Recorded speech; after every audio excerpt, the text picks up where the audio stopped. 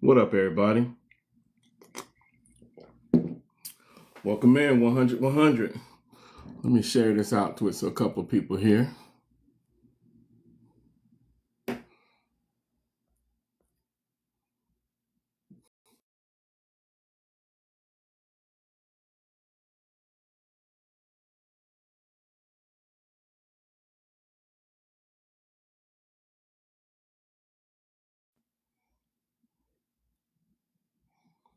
Let's see. Let's go.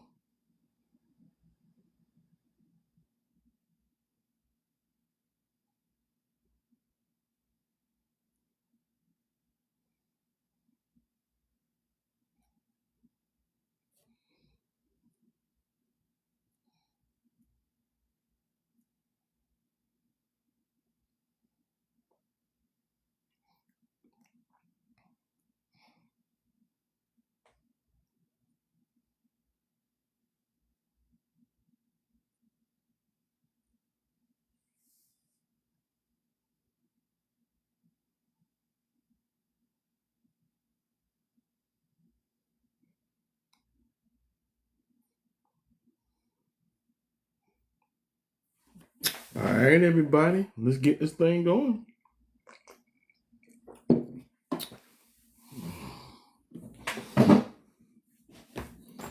Oh, man.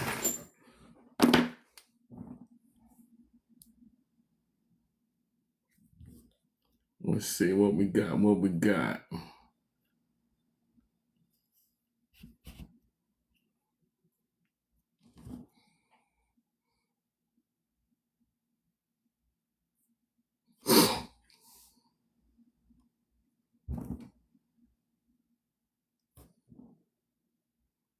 Get this out to everybody. Man, I hope everybody doing good today, man. Oh, man. Man.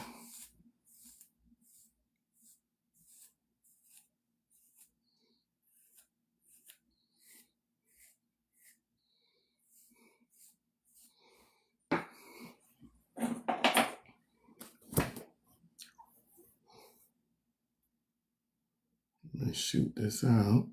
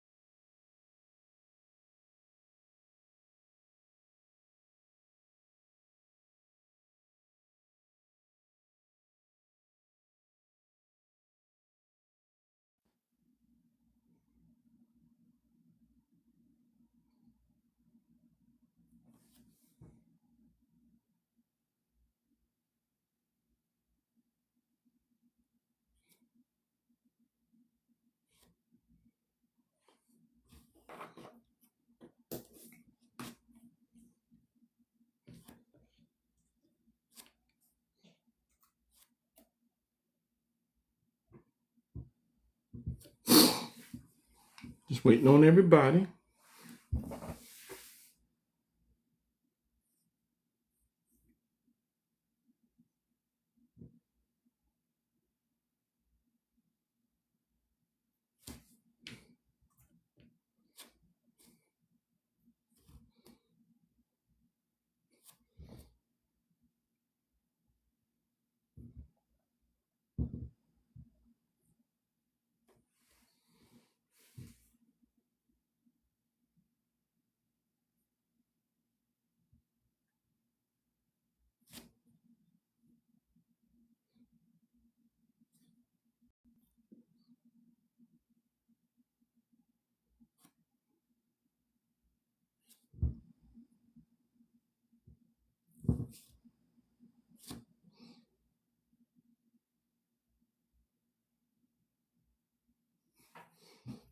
Jaja. Hey, hey, hey. About to start my podcast. Hang around if you like.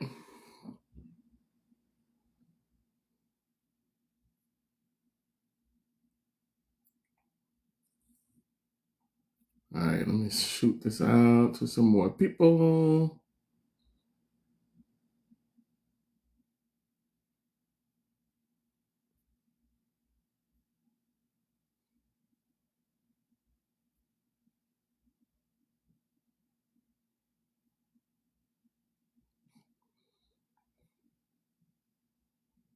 All right.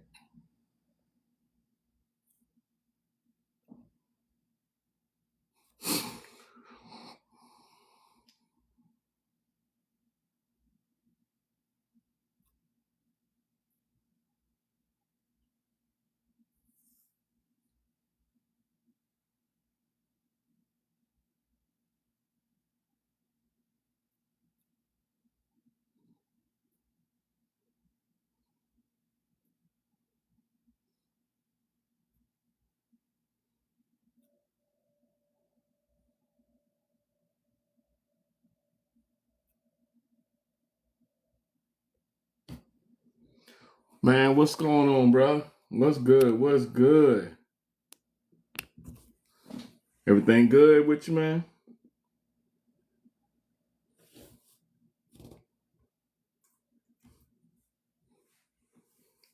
Make sure you guys, when you come in, grab that daily heart me right up at the top.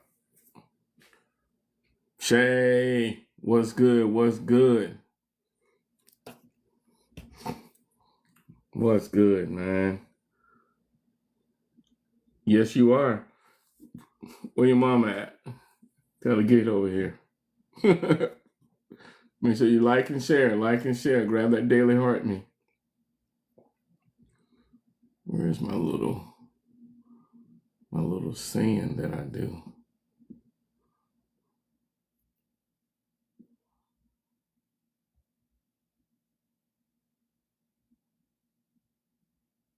Thank you for the heart me's. Thank you for the heart me's.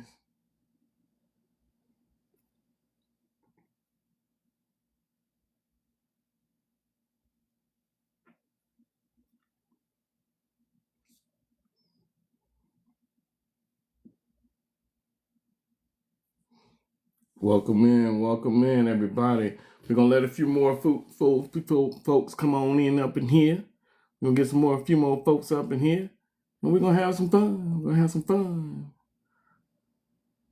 Keita, there go my girl. What's up? What's up? Man, I hope everybody's been like having a wonderful day. My day has been actually pretty good, man. I cannot complain. So, just letting a few more people come in. Make sure you guys are liking, sharing, grabbing that daily heart me up by the top, right by my name. Okay. All right, let me see what else I got going. Yeah, we're going to kind of chill right now for a second, for a few minutes. Appreciate the follow. Appreciate the follow. Yes, sir. All right, give me 1 second here, guys. I'm going to shoot this out.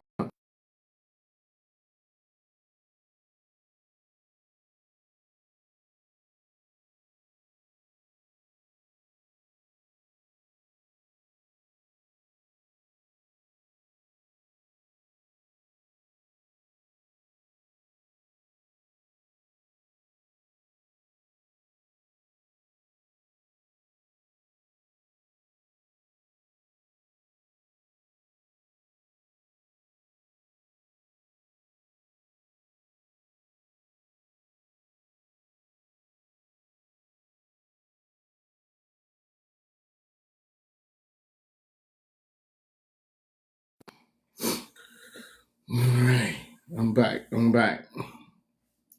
had a message come through. All right, let me switch this back to my tablet here.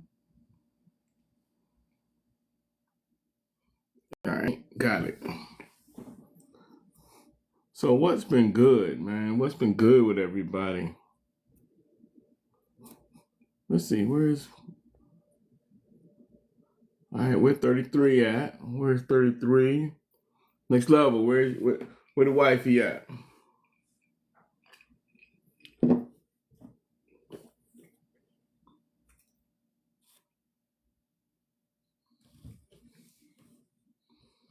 Let's see.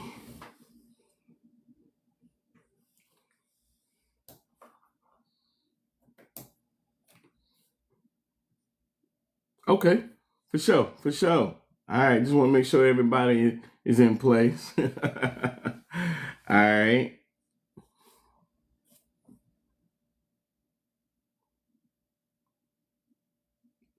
No doubt, no doubt.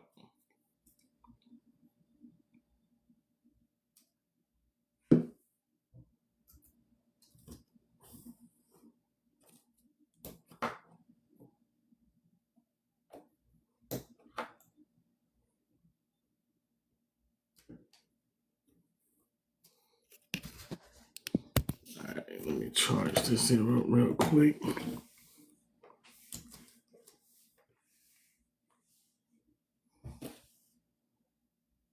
Yes, go grab that cranberry. Don't have me sipping by myself, and then come on up here.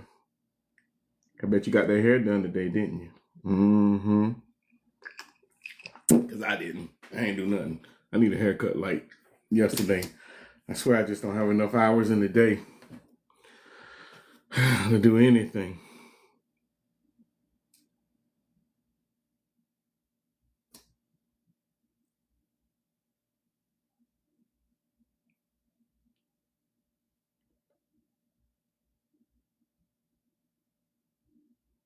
All right, there it is. There it is.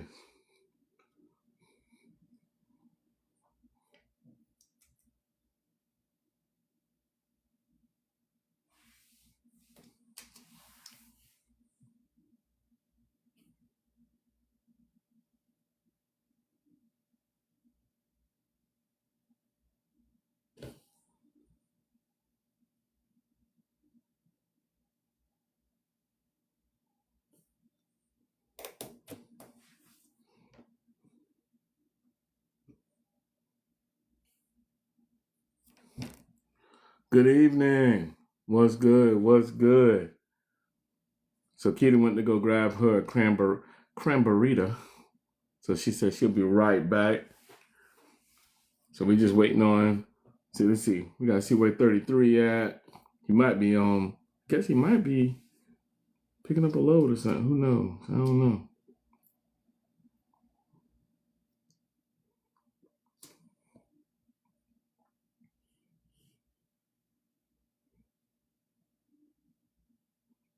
For sure. For sure.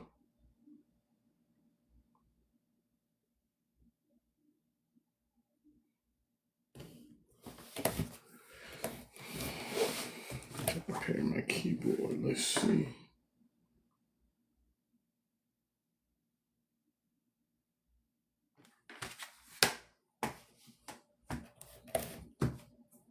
Hey, we're just going.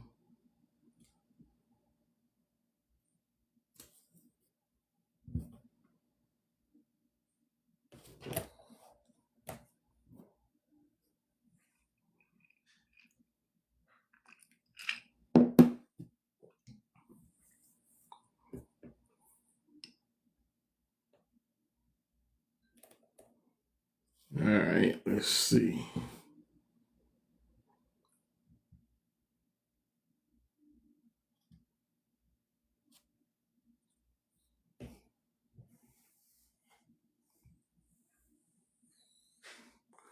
Appreciate the heart me's and everything. I got a couple other people coming in too. Entry, exit door. Let's see. And then where is, I need to get this to star. And so we can get star on here. There she go. Let me send this to her. All right, cool. So we got everybody coming through.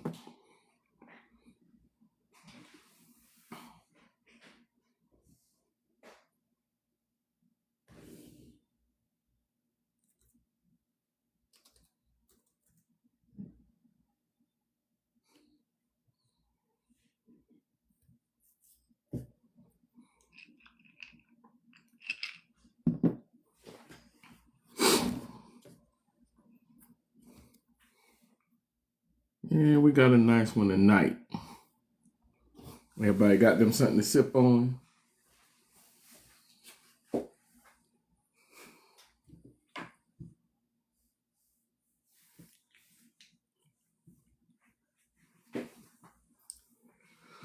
Let's see. All right, let's get on in here. Let's see. All right, so I got Godmother.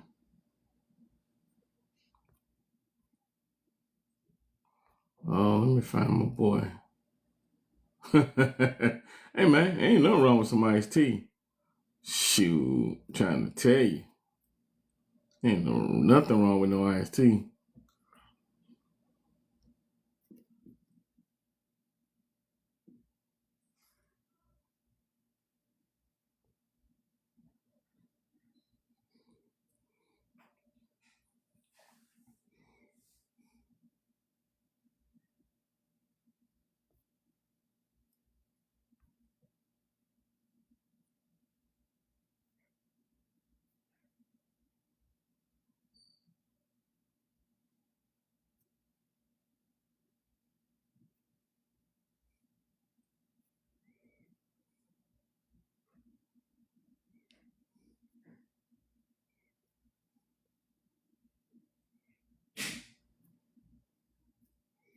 And let me get this out the peachy.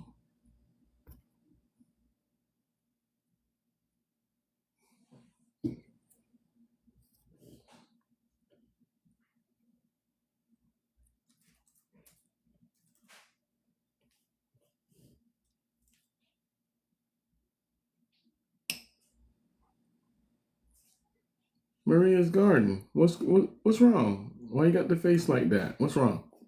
What happened?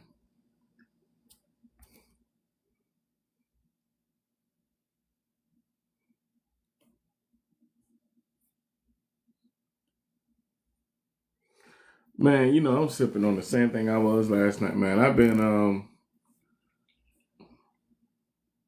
this vodka and cranberry. So tonight is talking about a Jason lyrics type of love. Those of you guys that have seen the movie, y'all y'all know that type of love. She was kind of poetic with her little thing and how she kind of, fell in love with old boy. And but how all that division came with like his brother, the love of a brother, the family. So, we're gonna get in, but we know the depths of it. We know the depths of it, man. So, man, we about to lay it down here. Just a second, giving everybody a chance to go and grab something to drink on and just let's just relax, chill. Make sure you guys are grabbing that daily heart meal up at the top. Make sure you're liking, sharing. Grab you something to sip on. I see it. Next over. My fam over there, they got some sweet tea. I got cranberry and vodka. I cooked some sausage and lentil soup tonight. E and J with some tea. Irk and jerk. Not the irk and jerk. Ooh. Irk and jerk. Man. I don't know the last time I had some E and J. I might just have to go get some for just because. Just because. You might.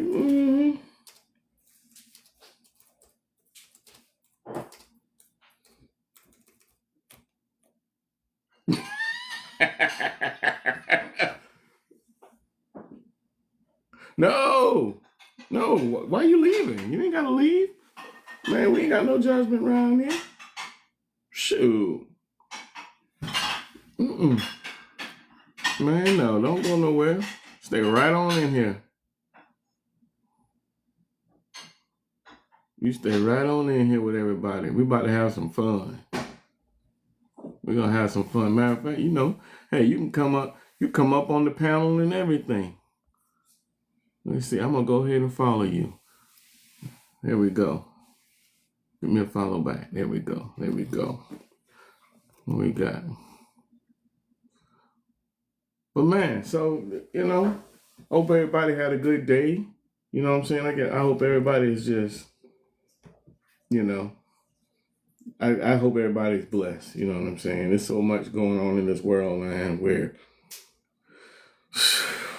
it's just so much going on in the world, man, where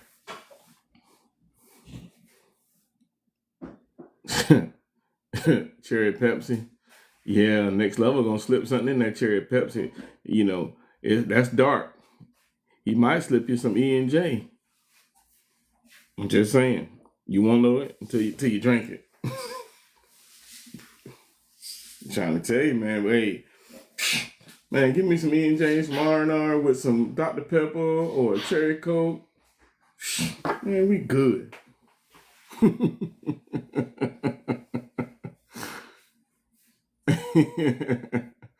As y'all gonna see, those two there, man, life of the party. Understand. Understand. So,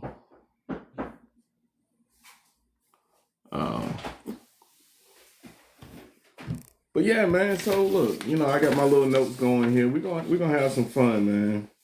And we're gonna hit some talking points. So y'all ready? Y'all ready to get this thing going? All right, give me 1 second. Let me.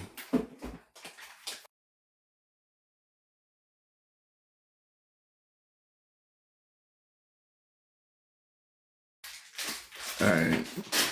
So this episode here, we're going to kind of like explore, that kind of love where two people are trying to build something beautiful. You know what I'm saying? Trying to build something beautiful while still healing from their own past. If you guys can recap the movie, y'all know how, Alan Payne and Jada had, a past. You're trying to heal from the past of those traumas, those secrets, the family cycles, as I say, kicking in the family part, the emotional scars and the fear of vulnerability. Vulnerability is a hard thing for a lot of people, to be open and say, hey, this is what's going on with me. This is that. So, when you can get a person to that point, or a person chooses to go to that point, man, care for that. Care for that, because that means they're really letting you in, and that's an opportunity.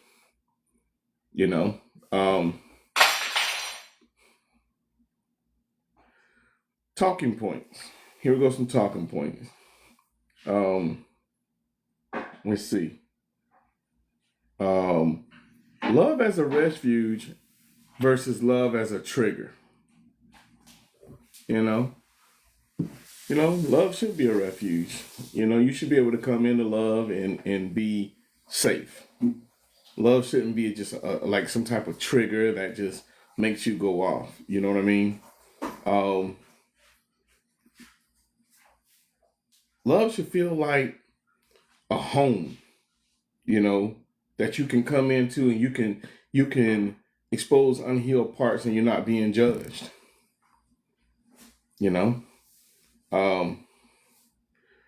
Then you got to kind of think about when you're going through these journeys, like knowing when love is healing versus overwhelming. These are for those that's trying to heal while you're still there, and you got some type of history, may or may not, or this could be something brand new. I don't know. It just depends. But we all gonna go through some things, right?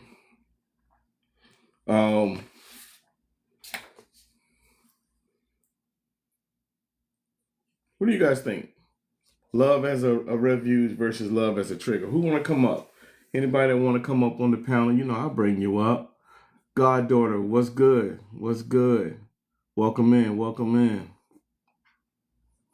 Goddaughter made me feel old when she just had a birthday. I tell you, boy. Woo! Huh. But it's all good. So it's like a trick and a trigger at times. All right. Tell me more. Tell me more. Because that's a pretty interesting perspective on that. I would love to hear more on that one. Let me see something here. Let me see if I can bring you up. Maybe if you're in a position,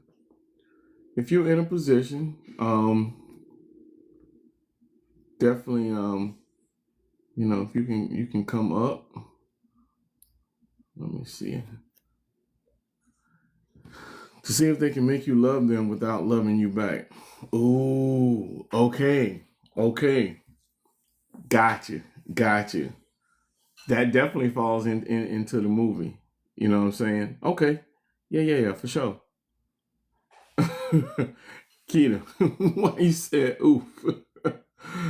You know you gotta come up.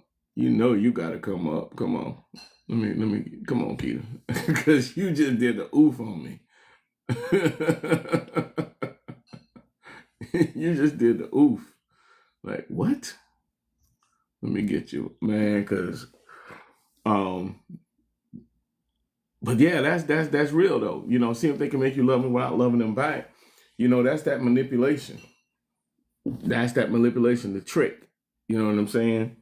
Um, okay. Yeah, I just put them other little ones down.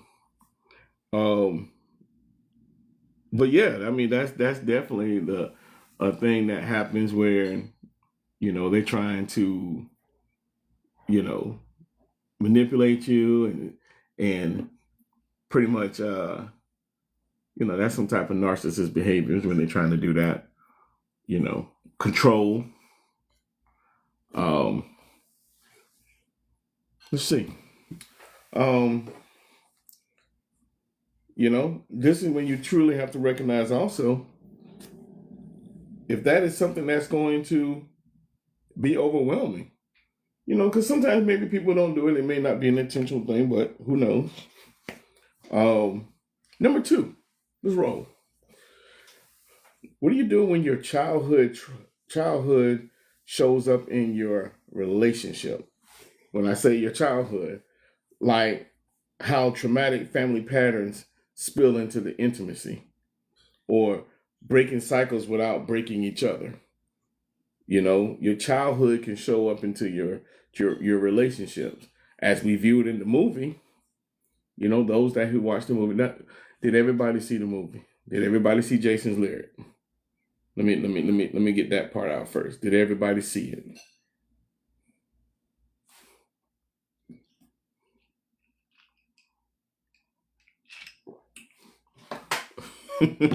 Long ago. Okay, you've seen it. All right. So Brooklyn Babe's seen it. Keita, don't cover up your face. You had an assignment. And Maria's Garden, you get a pass too, because uh, it's been a while. A lot of us haven't seen it. I've been on this tip of just watching all the 90s movies, man. Like, I look at some of the movies today and I'm just like, But looking at those 90s movies, man, and the love, how they did things, man, it was perfect. You know what I'm saying? It was real. It was very, very real, But so you remember in the movie, you remember how Alan Payne, the one that was dealing with Jada, right? His childhood was already kind of messed up. His brother was always like that thorn in his side, but he loved his brother. He was his brother's keeper all the time, right? But his brother also stopped him from flourishing, stopped him from finding love. And then when he finally found it, what did his brother want to do? His brother wanted to take it away because he felt like, oh, if you start dealing with him, then you're going to take my brother away, right? So that's where your childhood shows up. You remember those things from your childhood where they show up in your relationship, where it can be a family member that can show up that's trying to stop you. You'll be surprised how many people's, parents will show up in their relationship and be like, well, no, you don't need to deal with this person. All because they don't want you to find somebody. You know what I'm saying? To find somebody, because if you found somebody, that means you're not going to, they think in their head that you're not going to give them attention anymore. And that's what the situation was in the movie. He felt like he wasn't going to get attention. not giving the person the opportunity to show that they can actually balance both of them out, because that's called welcoming them into the relationship. But they just want to be selfish and just keep you to themselves. Um, so that's the part about the traumatic family patterns that spill into the intimacy of part, because you too busy trying to cater to that instead of to the person. Um, this is when you recognize this thing. You got to break them cycles. break the cycle. Break the cycle. You know what I'm saying? Um, everybody has gone through some stuff. Blue Sunset was good. Um, everybody's going through some things. Majority of us have lost somebody, but you can't let that particular trauma just stay so invested in you that you can't even see the forest through the trees. You know what I mean? You can't see something that's good coming for you and there for you, because you're still trying to hold on to this. So, everybody's going to go through things, especially, when you're in those relationships and building relationships. Man, just remember, everything will be all right. Number 3. This is a funny one. But before I go through this one, because this one is fun. Anybody got anything? Anybody in the chat? Anybody got anything? What people thinking? What's on your minds?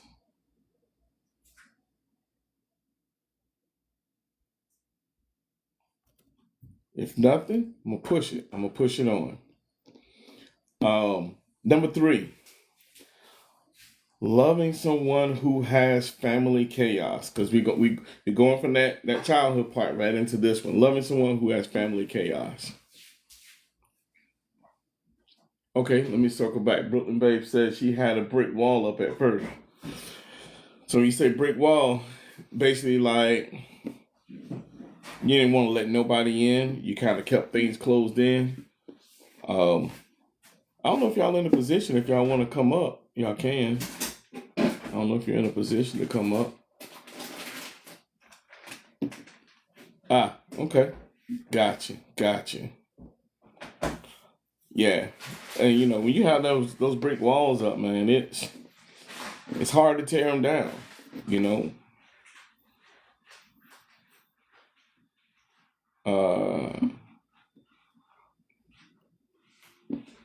let's see. Maria's Garden. You say you can, but What up? What up? What up? What's going on? Man, everything and nothing. I heard that. Maria's Garden is up. What's Hi, good, man? Marlon. Hello. How are you? Can you hear me? Yeah, I can hear you. Can you hear me? Yeah, I can hear you well. Hello, panel. What's Hello. good? So we both came up at the Well, same time. you said now what now? Me and him came up at the same time. Yeah. Both of y'all came up at the same time. Let me see. Brooklyn Babe says that she can come up. Let me bring her up. Now Hold we on all one second. came up.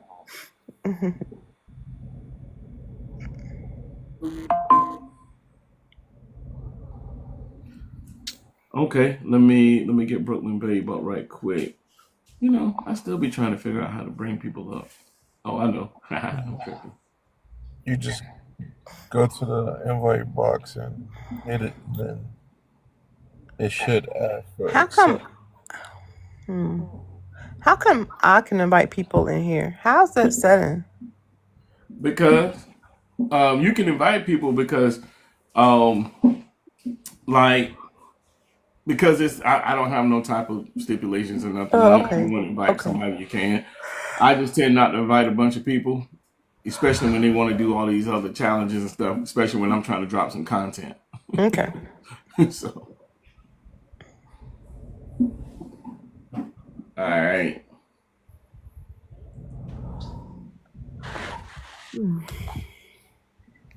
Now, Maria's Garden, where I know you from? Good Good evening, panel. You said what? Hi. She Good said good evening, evening. panel. Hey, what's going on, Brooklyn Bay? We Deidre, don't.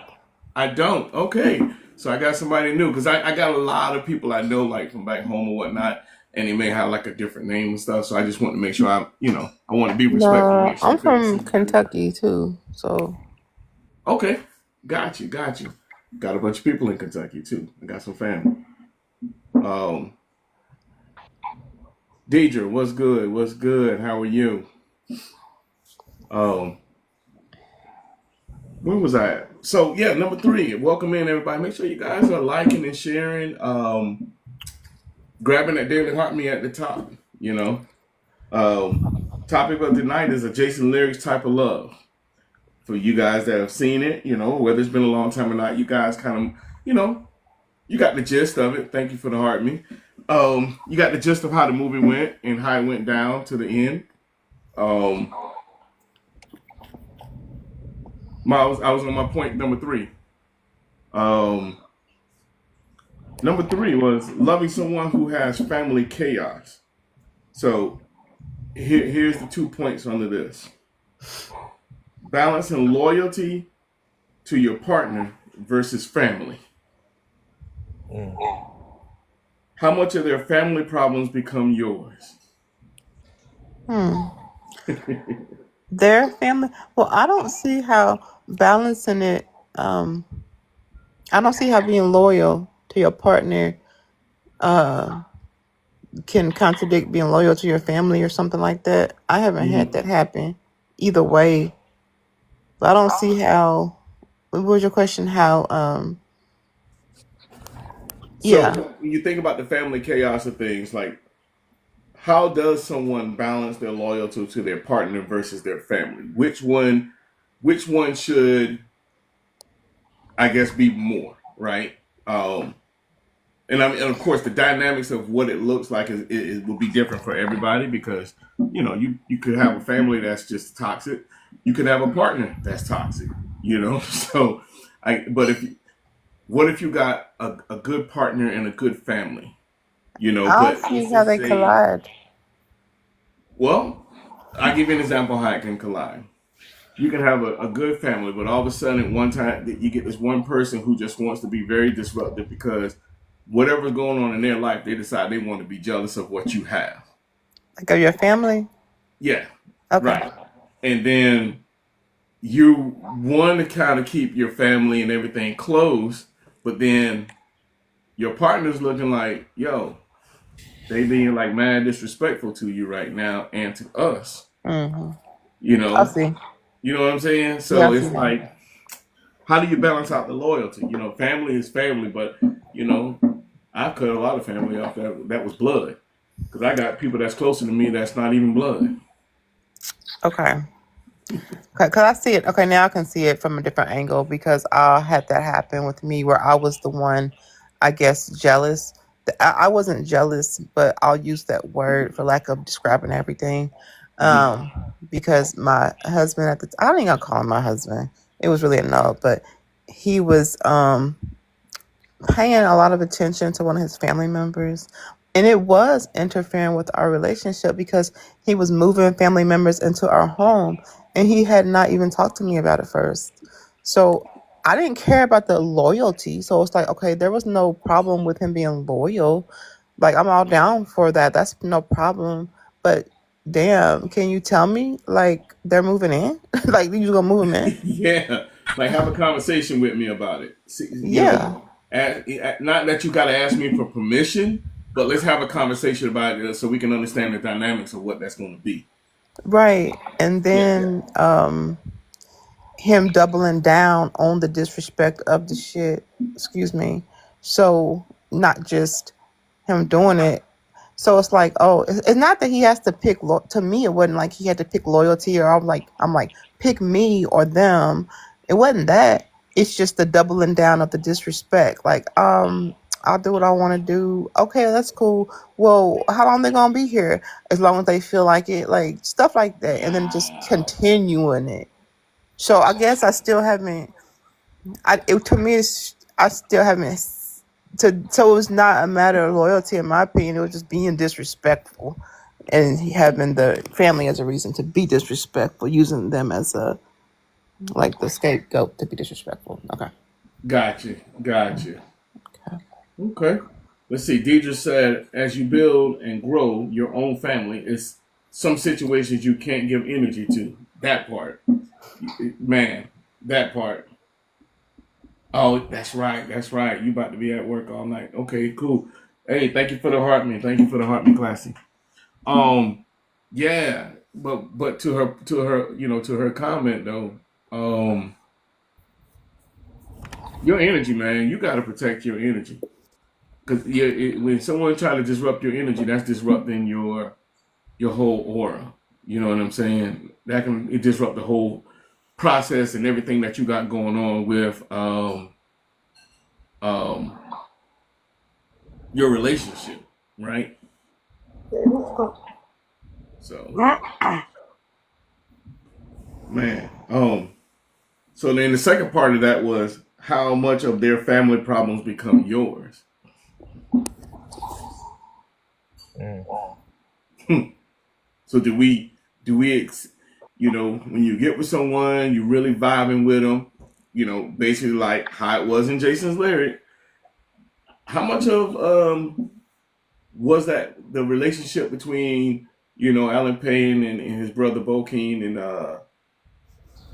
did Jada have to have? You know what I'm saying? How much of that was she supposed to, I guess, endure?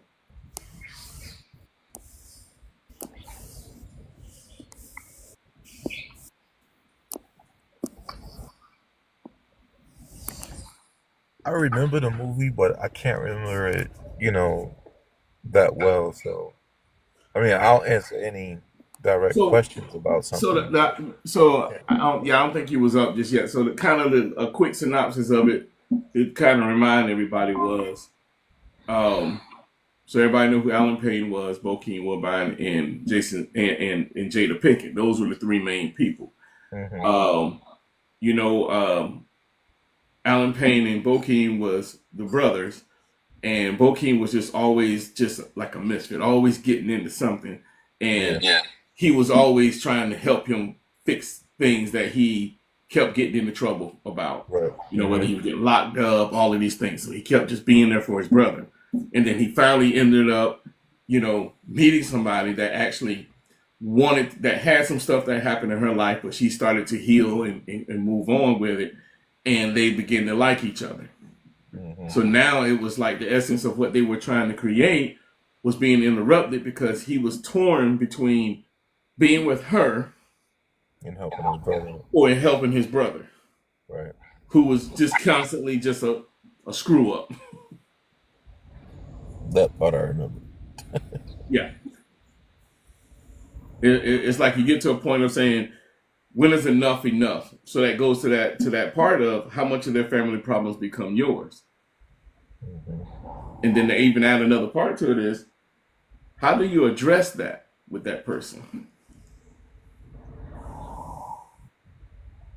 And we could put that in like today's time. You know what I'm saying? Because we all typically may have a family member that's like always trying to interrupt and disrupt everything. And then they, oh no, I'm just playing, I'm just joking around, knowing they ain't gonna well, they for real. you know? But I think you definitely give him a a a boundary. You know what I mean? Like Right. stating what it is that you're looking for with your mate, your spouse, your person, Mm-hmm. and you guys be in agreement on that. Um, Now, if your person is wanting to not listen to you or take the side of their family member, then now you got to kind of make the decision. Okay, well, where are we at? Because if the communication isn't there with you guys, then Mm-hmm. I mean, it's everything can go haywire. You're just going to do whatever it is that you want to do Right. without the consideration of the other person. And that's really what it is just having consideration for that next person or that person that you're with. that you're saying, Mm-hmm. this is my person. When you tell Thank somebody you for the that, that's heartbeat. that's that's a lot. When Yeah. you tell somebody you're my person, that's from deep down. You Yeah. know what I'm saying? Like you mean that from your Oh yeah. soul. And Straight to the core. exactly. So when that goes awry, then you really don't have anything. You're just living. Man, just straight existing. You're existing at that point, man. And that's the sad part about it, man. You just emotionally just going around. You know what I mean? Hmm. And then you can have somebody who is strong enough to put up with it and deal with it simply because they love you and want to be with you. Mm, That's another strong point. yeah. And I speak from experience with that. So, Hey, look, man. Yeah, I definitely can relate to that, man. I definitely can relate to that. Number four. Welcome in everybody that's just joining us. This is the 100 podcast. The Jason Leary's type of love is the topic for tonight. Number four is the fear of losing a good thing because of old wounds. mm, So two parts to that. Why people sabotage love and how do you create the emotional safety? So let's think about it. Why do people sabotage love? I sabotage love because I think it's going to be a repeat of what happened before. So I just foresee the person I'm with. I just replay the past in my mind of the like a past person that does something. Mm-hmm. I really think they're going to do the exact same thing. I get that, man, and it's hard to let it go. You know, it's crazy hard to let it go because all you can see is a cycle. Hmm. But what a you And then know, cycle. sometimes what makes it worse is the shit be true sometimes, but sometimes it's not true. It's like me projecting, but sometimes the shit just be true. Like, yeah, you lying. I know you really where you really at, and that's where they really be at. They really did lie, and that's like I be seeing it coming. So it don't help that. Well, damn it, when I think I'm being paranoid versus just seeing the truth. Because honestly, people be the same a lot of times. I think too. Like men have some traits, and women have a lot of similar traits. So sometimes I see through it, and then that don't mm-hmm. help neither. Yeah, But Well, before you you went start, into depth with it, not I was. there. What do you say, Brooklyn? You start looking for stuff that's not there. Yeah, but sometimes do you feel? Sometimes I feel like I be predicting it, and it do be true. So you that know. don't help neither, really. Well, a lot of times we will manifest things with the power of our thoughts and tongue. Yeah, We I've can heard make that. I've things heard happen. I be doing that. Yeah, Yeah, So yeah, that's we true. will speak there, things into existence that wasn't even there. That's true. Okay, So, there's a I'll yield couple to of that. things. There's a yeah. couple of things actually, and these are just my thoughts. First off, I feel like whatever you put out there, whatever you speak, is power. So you bring it to existence. If you want something negative and you speak on it negatively, then that's what you're gonna get. You're gonna manifest that. Like that's a part of that's a part of our power being people of whom we are that don't Hmm. understand our inner powers that bring things about just by speaking it and the Hmm. power of our tongue. So Mm-hmm. that's first and foremost.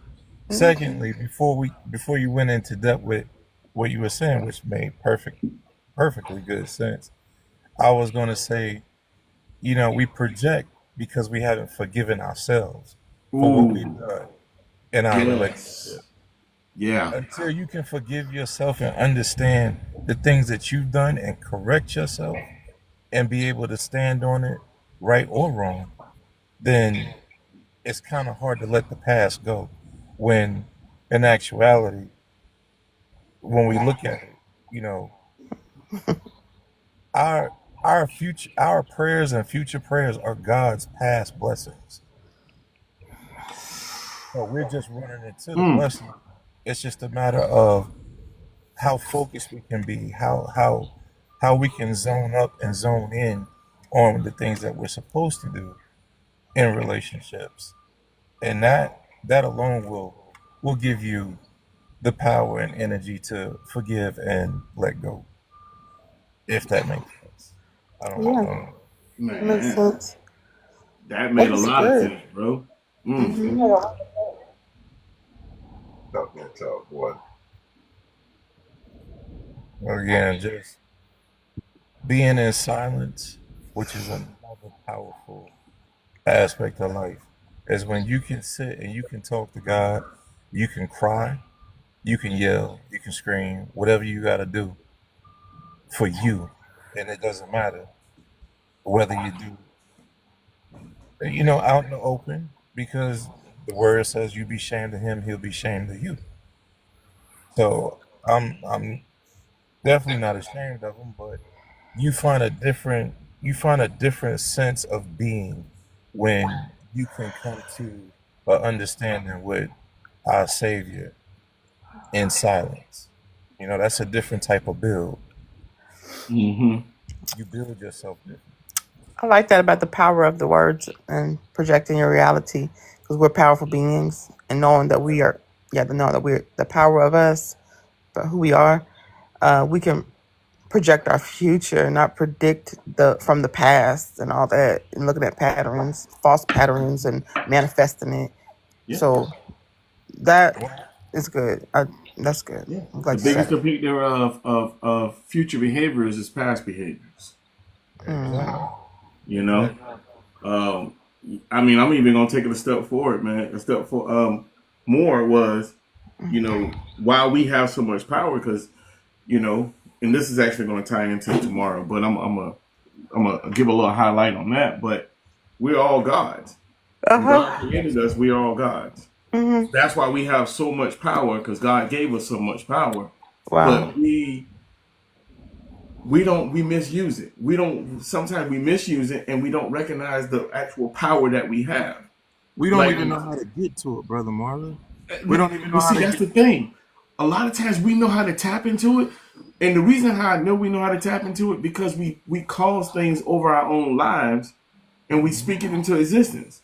That's because we can tap into it, but we just don't understand how strong it is. Well, we're We don't even know how subconsciously tapping strong it into is. it. We're subconsciously tapping into it without Right. knowing what we're doing. So Exactly. it's almost a sense of among us the blind leading the blind, Hmm. especially when you don't want to learn from the past mistakes. Yes. I use that little saying that I have. God wrote the book. We just turn the pages every day. That's it. That's it. Like, man, we have to really understand the essence of who we are, and the problem of why we can't tap into it because a lot of times we don't even know who we are. That's where it goes at. We don't know who we are. That part. Man, Kyoko's place. Welcome in. Welcome in. Um, Creating an emotional safety. You know, Hmm. Can't do it. can't or don't know how. No, I'll say this. Not that you can't do it, you won't do it because you're stuck in the past. Right. Emotional safety is going to come from that place of serenity within yourself. How at peace are you with yourself? And if you're raging, you can't. How can you be emotionally stable if you're unstable? Mm. Yeah. So, like, let's see. Deidre said, and I think I missed a couple of comments from Deidre. She said, "I'm currently learning myself." Um, so back on the other part of it, she says, "I'm a lover girl. I'm ready for love, and what is it? What it has to give, it's others that's not ready for me." Mm. Mm, Yeah, and that's a lot of truth to that because sometimes people not ready for somebody to be real. Yeah. People want the representative of what they want, of who they think the person. They want a representative to show up all the time. The representative is what everybody meets in the beginning. Let's be real. Everybody meets Yeah. their representative. Yeah. But a lot of times they they want the representative to stay the whole time. They don't want to deal with the real. They don't want the real Marlon. They don't want that. They don't want that. The real Marlon ain't what you. Boy, yeah, yeah. You know. But when you start to learn more about yourself, the representative goes away, and now they're getting the essence, the trueness of who you are. So, man, Jazz, welcome in, welcome in. I think she took her cat nap, so she might be alive. Cheers. um, It's a Number heck of a five. subject tonight. You say what? That's a heck of a subject tonight, boy. Boy, this one right here, man. Let me tell you, this one right here, man. I keep look. When I was putting this all together, I said, boy, this is this one here. You can daggone near get mad at it. Really? Look, I got mad reading some of this stuff because I I had. mean, I'm sitting here thinking about it. I'm like, dang, I kind of want to be mad right now. I got That's mad some at some stuff, of it because I had to turn around and look at a lot of myself, and I'm mad at some of the things how I used to be. You know what I'm saying? Even though I haven't been this person in forever, I'm mad that I even allow myself to be that way. Right. Let's see. Deidre said, I was in a 15-year relationship, almost 10 years of marriage, recently divorced. Let me tell you something about this panel. I don't know about, I mean, outside of, You can use me if you want. That's fine. well, I was going to use you, brother, because me Oh, and you was in the same boat. I can't speak on, we know Brooklyn Babe is good.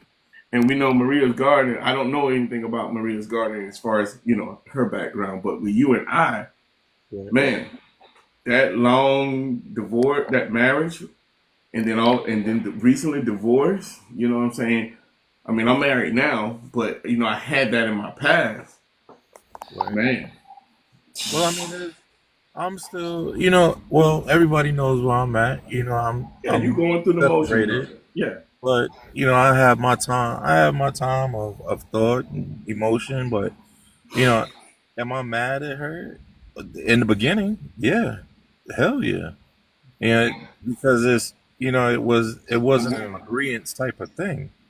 You know what I'm saying? Mm. But you can't you can't love somebody who doesn't want to love you back, especially at that particular time. I'm not saying that that she doesn't love me or didn't love me. I'm just saying I don't know. And I had to get to a place to where I couldn't be mad at that. I had to be okay with that, irregardless. And that's the worst kind of, I think, is when you have to make yourself not be in love with somebody. That's the worst. Hey, That's the you know that worst. something? It's like you can't stop loving the person when you really investing in the person. Right. It's hard to stop. Damn, Right. boy. I tell you, it's right, man. This is a rough one tonight, This is a boy. rough It one right don't here, want to man. get mad. Because it make you recap, man. And I mean, again, everybody, you know, that's just coming on, welcome in. This is the 100 podcast. We got a deep one tonight, guys. We're talking about a Jason Lyrics type of love. Well, Miss Deidre just asked me something. She said, It's when not did that you I. find out that you didn't know if she loved you? So, um, I'm not. Again, I'm not going to say that she didn't love me. Uh, what I'll say is that before I even say this, hurt people hurt people. All right. So let me say that first. And Mm-hmm. I'm not going to talk bad about her. I'm not going to say anything ill about her. Even to this day, I still have not called that woman out her name, and I will not, because that's just not my character. But to answer the question, um, from the things that have transpired, things that have gone on, I honestly don't know. I still don't know. But those aren't questions for me to ask now because that time has come and gone for me to, you know, want to ask why or why this or why that. It's that was a Mm-hmm. part of the whole thing is that I lost myself as a man and things that men do because I was so all about her. And nothing wrong with that. Mm-hmm. You know, No. when you're in agreement, now somehow um, communication is off or was off. So, without going into full detail about certain things, No. um, We understand. it's again, it's like that podcast that we had about you know communicating, staying with you, me and Mm-hmm. you, not Right. me, you, and a couple of your friends, or what you should be saying to me, you saying to your friends, or what I'm saying to you, I'm saying to my friends. I'm gonna keep the bases like that. I'm not gonna say one of us did it. I'm gonna say both of us. I'll use that example that way. It's Mm-hmm. I'm not being biased to the Right. Right. situation. Even table. Exactly. Because we both had our part. Yeah. Um, Every relationship. It's two people always in a relationship. It's exactly, always his side, exactly, her side, and the truth. right. And it goes back to the other podcast, which is when you look back in hindsight, you ask yourself, was this a contractual thing? What was this a one-sided contractual thing? Did you really have these, you know, well, this and this, or no more? Or did you have, well, if it's this, then we'll get through it.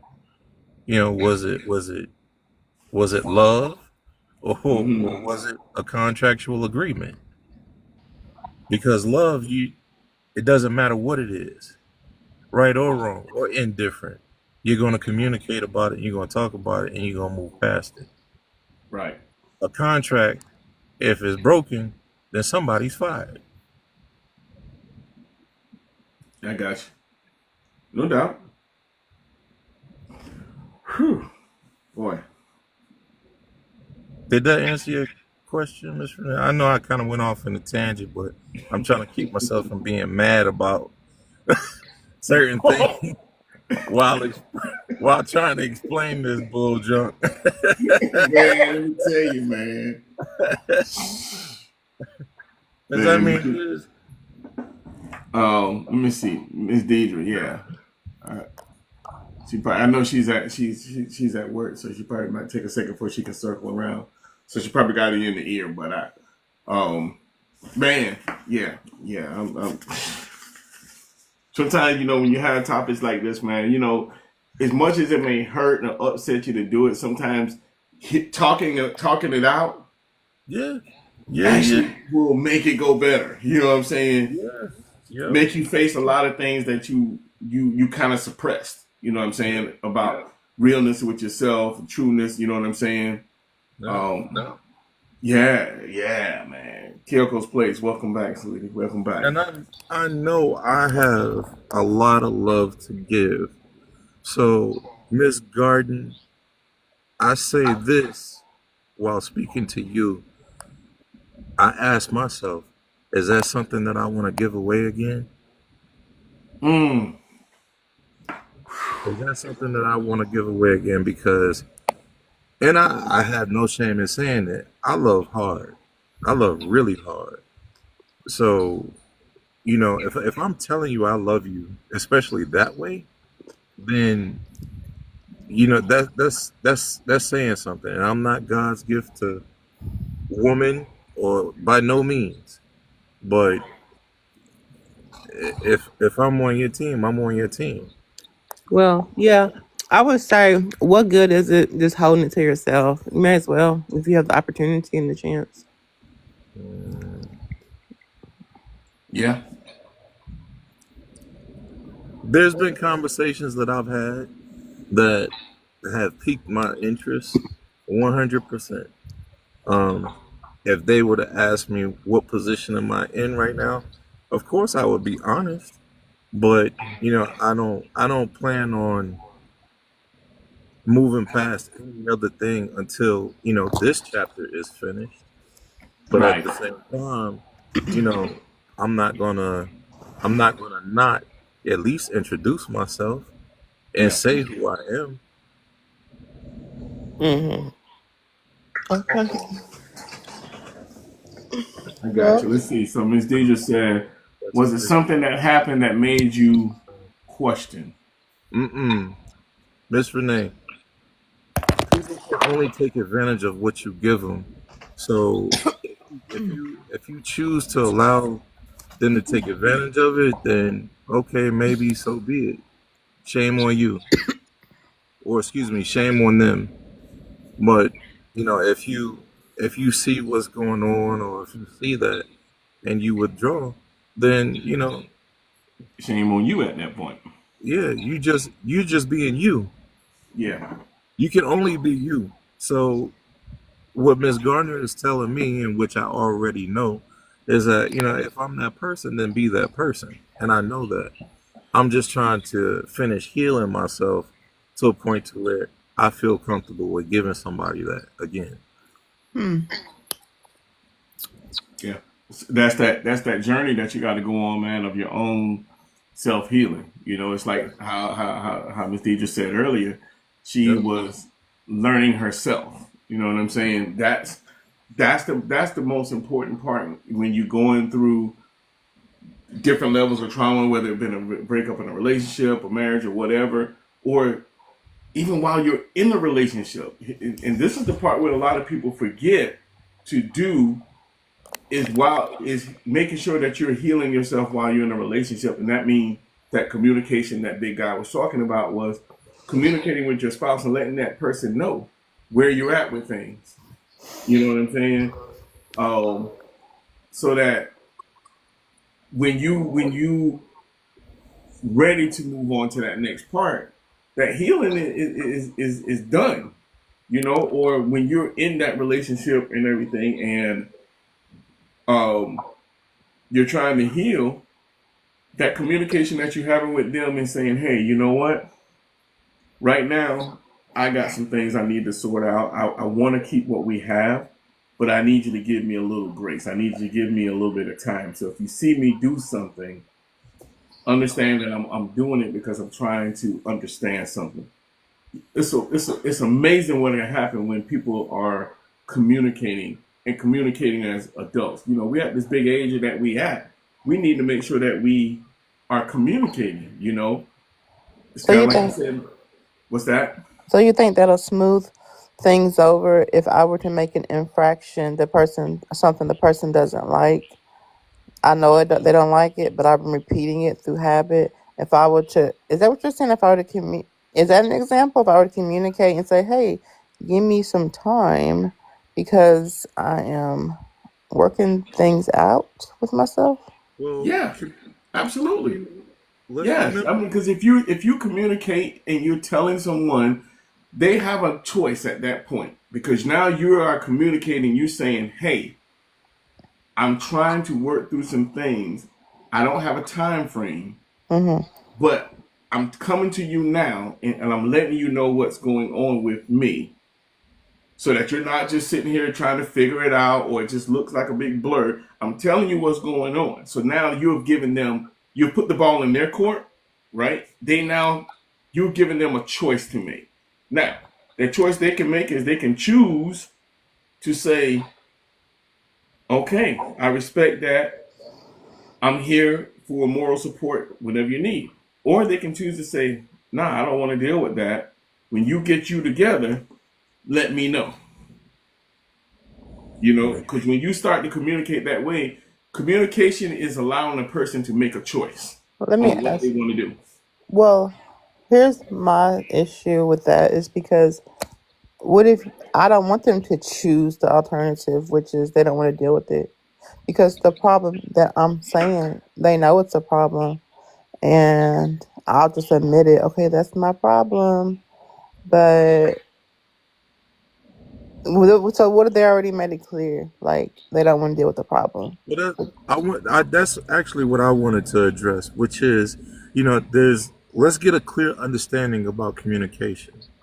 Communicating is the conversing between the two with with calm tone and the agreement of understanding one another. All right, not communicating is not just to solely make your point or get your point across. Mm-hmm. So, look, it's a matter of, okay, let's understand what we're talking about when we talk about communicating. You know, Okay. Okay. Okay. It's a new take on communication, what it is. Okay. So, because I might be, okay, I got it. I mean, communication can come when you step into a new relationship, right? Or or you're trying to get the relationship you're in better, right? Yeah. Yeah, definitely. Like what Carefree said, and listen to understand, and not so much listen to have a response. You know what I mean? exactly, exactly. Um, you can come into a relationship and in 33 knows or Brooklyn and Babe know. I spoke about it many times. When you come into a relationship, you you can't come in necessarily with expectations. You can't. You can't come in with an expectation because we're human. People are going to fail you every single time. You just got to come in with some requirements. In my opinion, I'm not a therapist. I'm just a guy who's been through some things. Just a Um, come in with a set of your top three requirements. Whether it's communication, monogamy, or whatever it is. You come in with those requirements. If a person says no, I can't meet those requirements, then you keep it pushing on to the next. You know, Um, so it's not advisable to um build the requirements as you go on. It should be upfront. well, again, in my opinion, because again, I'm not a therapist. I'm just a guy who's been through some things. been through some things. I say whatever your standards are. You come in with your set of standards of what are your deal breakers, right? Well, mm-hmm. So if you got deal breakers, so if you know that if communication is at the top of your list and you say, "Hey, I want somebody that's going to communicate with me," then that's one of your that's one of your deal breakers. If you don't talk to me, how can we even exist together if you're not communicating with me? Number two could be, you know, um, I don't want nobody. I don't want someone that's going to want to spin the block with everybody. So I want somebody that's going to be monogamous to me. If that's something that you can't do, because a lot of people these days will tell you, I cannot be monogamous. Cool, I'm not the person for you. If that person says, you know what, um, I I don't know, whatever else can be, you gotta have whatever is important for you. So that's when I say when you go into a relationship, right, you gotta go in with what's important to you. What are your particular standards? Because if you don't have standards, that means you can fall for anything. People just tell you stuff or whatever. And we've all been there. You know what I'm saying? But so you got to come in with your requirements. Your stand for is that if I don't have these particular things, then I don't need to move into a relationship with you. And 9 out of 10 times, those things are not unrealistic things. Those things are just the normalcy of a relationship. You know what I'm saying? The normalcy of a relationship. Like, don't hit me. Don't be abusive. Don't take me. Don't you know what I'm saying? That's all I'm asking. If you can't do those things, those simple things, because I understand there are gonna be days when you're gonna come home tired. You're not gonna be at 100%, and you know, you might be at 50%. And if this person is expecting you to make sure that dinner's on the table, but you just had a day, the day has really dayed you, you're like, I'm not gonna be able to do that today. You know, communication is gonna say, hey, I'm aware that my person is not gonna be able to do certain things, and you got to be okay with it. Let's see. Hmm. I got a couple of comments in here going towards this. Um, let's see. Deidre says she's learning that um, about herself. Go right here. She's learning myself and working on that. Carefree said some can't communicate their boundaries and standards up front with the fear of losing the other person. That a lot of times we will pull back from putting those things out there because we like everything we like everything that we're seeing about this person. So we feel like, oh no, let me not say certain things because I don't want to lose them. But then you end up mad later on because you had an opportunity to avoid some hurtful things that transpired, but you put it on the back burner because you didn't want to communicate certain things. And now you're mad because you're mad at yourself for not communicating things, and you're mad at the person for doing something, but they may not have done it if you would have communicated it. But what about this? That makes sense, but so you can avoid XYZ if you communicated it. But what if I communicated and then I avoid the whole relationship because I communicated it? And I don't want that. I don't understand. I don't understand that one. Well, not I. Like I might say, these are my requirements, and the No, no, person no. that The part where you said you avoided the whole relationship, like I don't. not I'm me, but maybe the other person would not even want to be in the relationship because I stated my requirements up front. um. So then it's Hmm. no opportunity to even try it. Okay, well, next. See, that's where I agree to disagree with brother Marlon on that. Why? And I hear everybody say it, and is we're basically saying the same thing, but just in different ways of looking at it. Like requirements and standards, and I mean, of course, everybody looks for what they like, Hmm. Mm-hmm. whether it's physically, you know, uh, uh, how a person handles themselves. Um, of course, we're going to look for those things, but I don't. I guess I'm not looking at it like, oh, well, if you, okay. Example for me, I don't smoke. I'm not a smoker.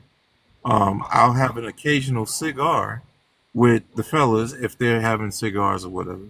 I may do that, but no, I'm not a smoker. I hate cigarette smoke. Will I date a female or want to be with a female that smokes? Not particularly. No, I don't want to. But if I like her enough, or if I feel like she's worth me wanting to go further, I'm not going to put that on her to say, well, I can't do it because I don't deal with chicks that smoke. I'm going to find a way But why to. wouldn't you? Well, I mean that at that point, and that's what I wanted to say earlier. It's my choice. It's up to me. Mm-hmm. You know, can I deal with it or can I deal with it? And like I said, if I see a bigger picture, or if I can look into her and say, okay, we have a future or we have something. Mm-hmm. I'm not going to throw that away because she smokes. Okay. So now I'm gonna take it in with you on this one, right? Okay. So that's one of those things that you dislike because it's not something that you're okay with doing, right? So I want to make sure I'm understanding, right? Okay. If that is something that's something that you don't like, you're basically saying, okay, I'm gonna settle because I'm looking at everything else. No, But I I'm mean, but not. that's what it I'm sounds like. not. It sounds like you're going to settle with it because you're like, oh, I'm looking at this potential that this person may have.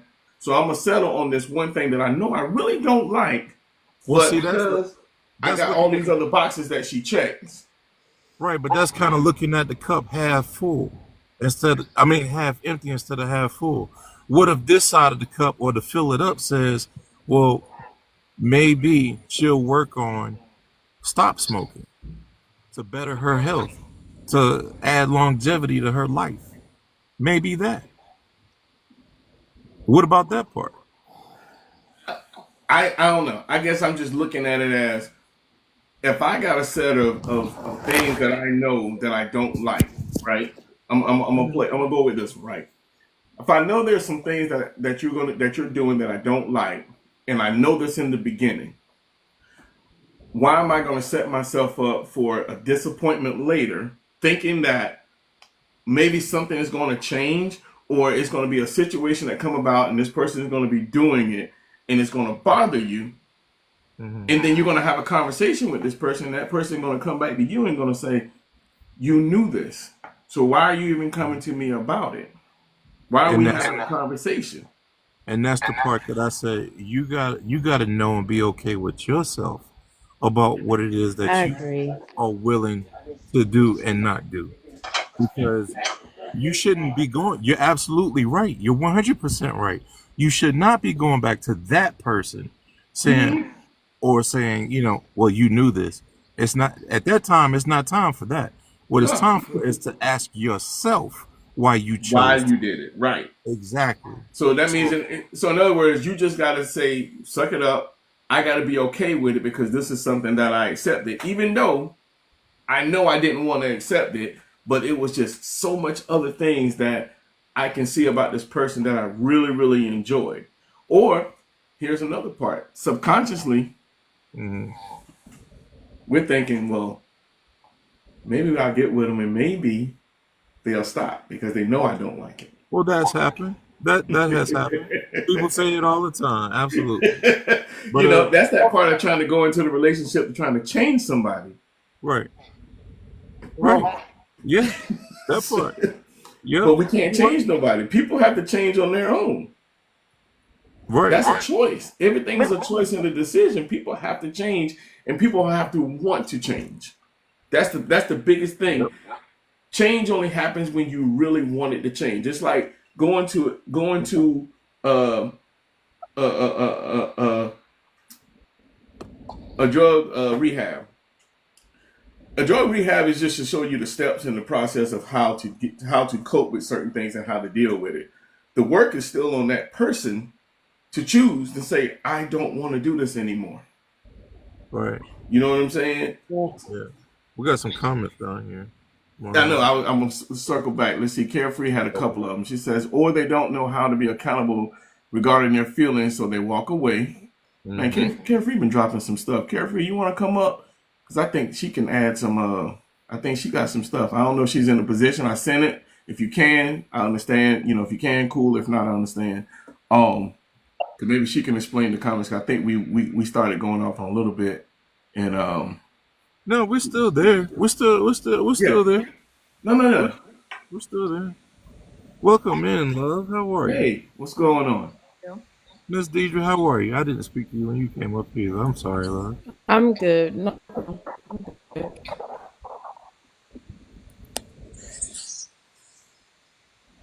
Don't be bashful now. I'm just messing with you.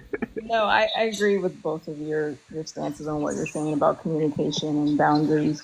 It is hard, though. I think one of the things that you said, Marlon, was if you don't like something about somebody, then it's the best time to like walk away because those are your standards and your boundaries. But I Yeah. think, all those changes happen over time too. If the person says, yeah, I don't like smoking, but did not like smoking 10, 15 years ago, but once you got to a different age and part of your life, you're like, you know what, I just don't like that. I don't want my partner to do that.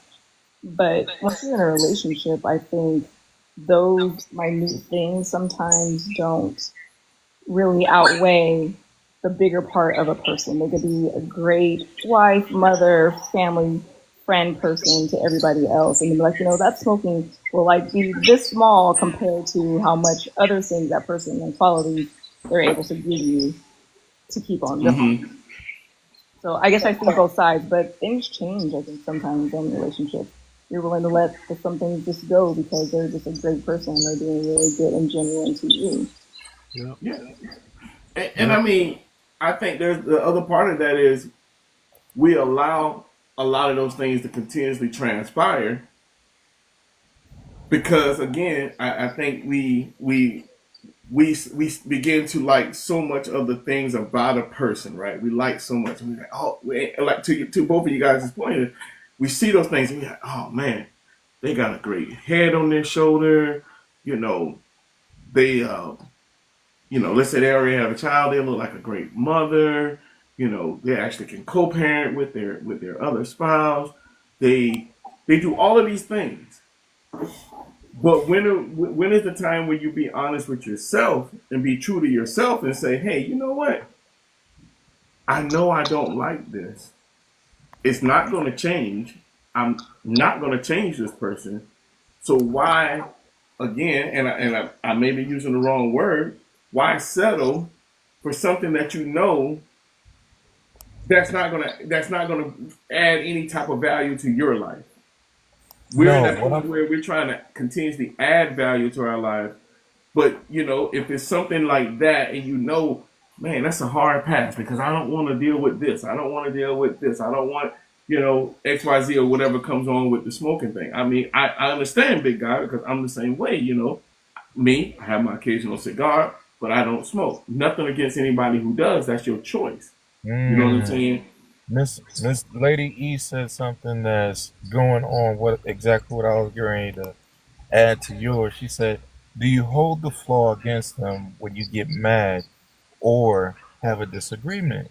In Mm-hmm. which case, I was going to say to the statement that was presented was that when again it's not it's you have to check you Mm-hmm. if it's something that you say, well, I don't particularly want that, so I'm gonna walk away from it. Why not talk to this person, communicate to them, hey, this does this for me. You know, is there something that we can come to an agreement on? Is this something that you can work on? And how willing are you to stay and stick if they decide to go either way? I think boundaries have weight.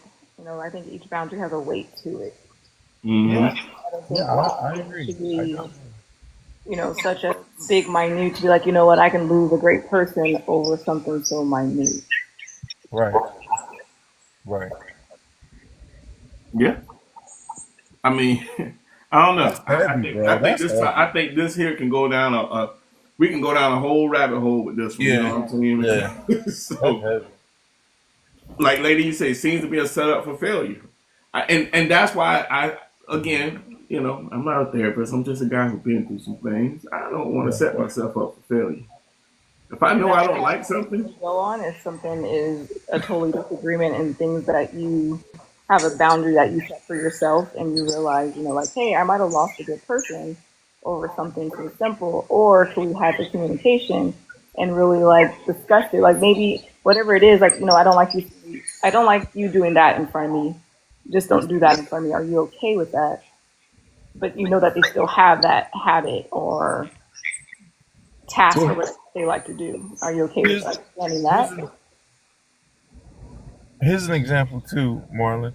Was okay, and don't say it out loud because I don't want to put you on Front Street like that. But I want you to that think of something that you did that you knew was wrong or may have been wrong. It didn't sit right with you, but you did it anyway. You got it? yeah. I mean, I can tell you that one real easy, but Uh, easy. I want to Look, say look, that. I ain't got no problem. You know me. I'm open. Look, I remember dating. I remember I had this thing where I said I would not before getting married. I said I would never date a woman who didn't have kids Okay. because I was a dad raising my daughter, right? And Mm-hmm. I'm like, I'm not going to date anyone that doesn't have kids. Mm-hmm. But I went against my thing because to your point, man, I like this girl so much, man. She was Mm-hmm. everything. She didn't have no kids though. So I put myself in a position to lose her because we can't move the same. You know what I'm saying? When she was like, "Hey, I want to go on a little trip," I'm like, "Yeah, I can't do it. I can't move like that." So I set myself up for a failure over looking at all the things that she had going for herself. Oh man, she was beautiful. She didn't have, she had a good job. We had great conversation. Everything was great except the one thing that I knew I should not have accepted. It went against everything that I said. And the end result of the relationship was it ended because I couldn't move how she moved. When it was time when she wanted to go do things, I just had to sit there.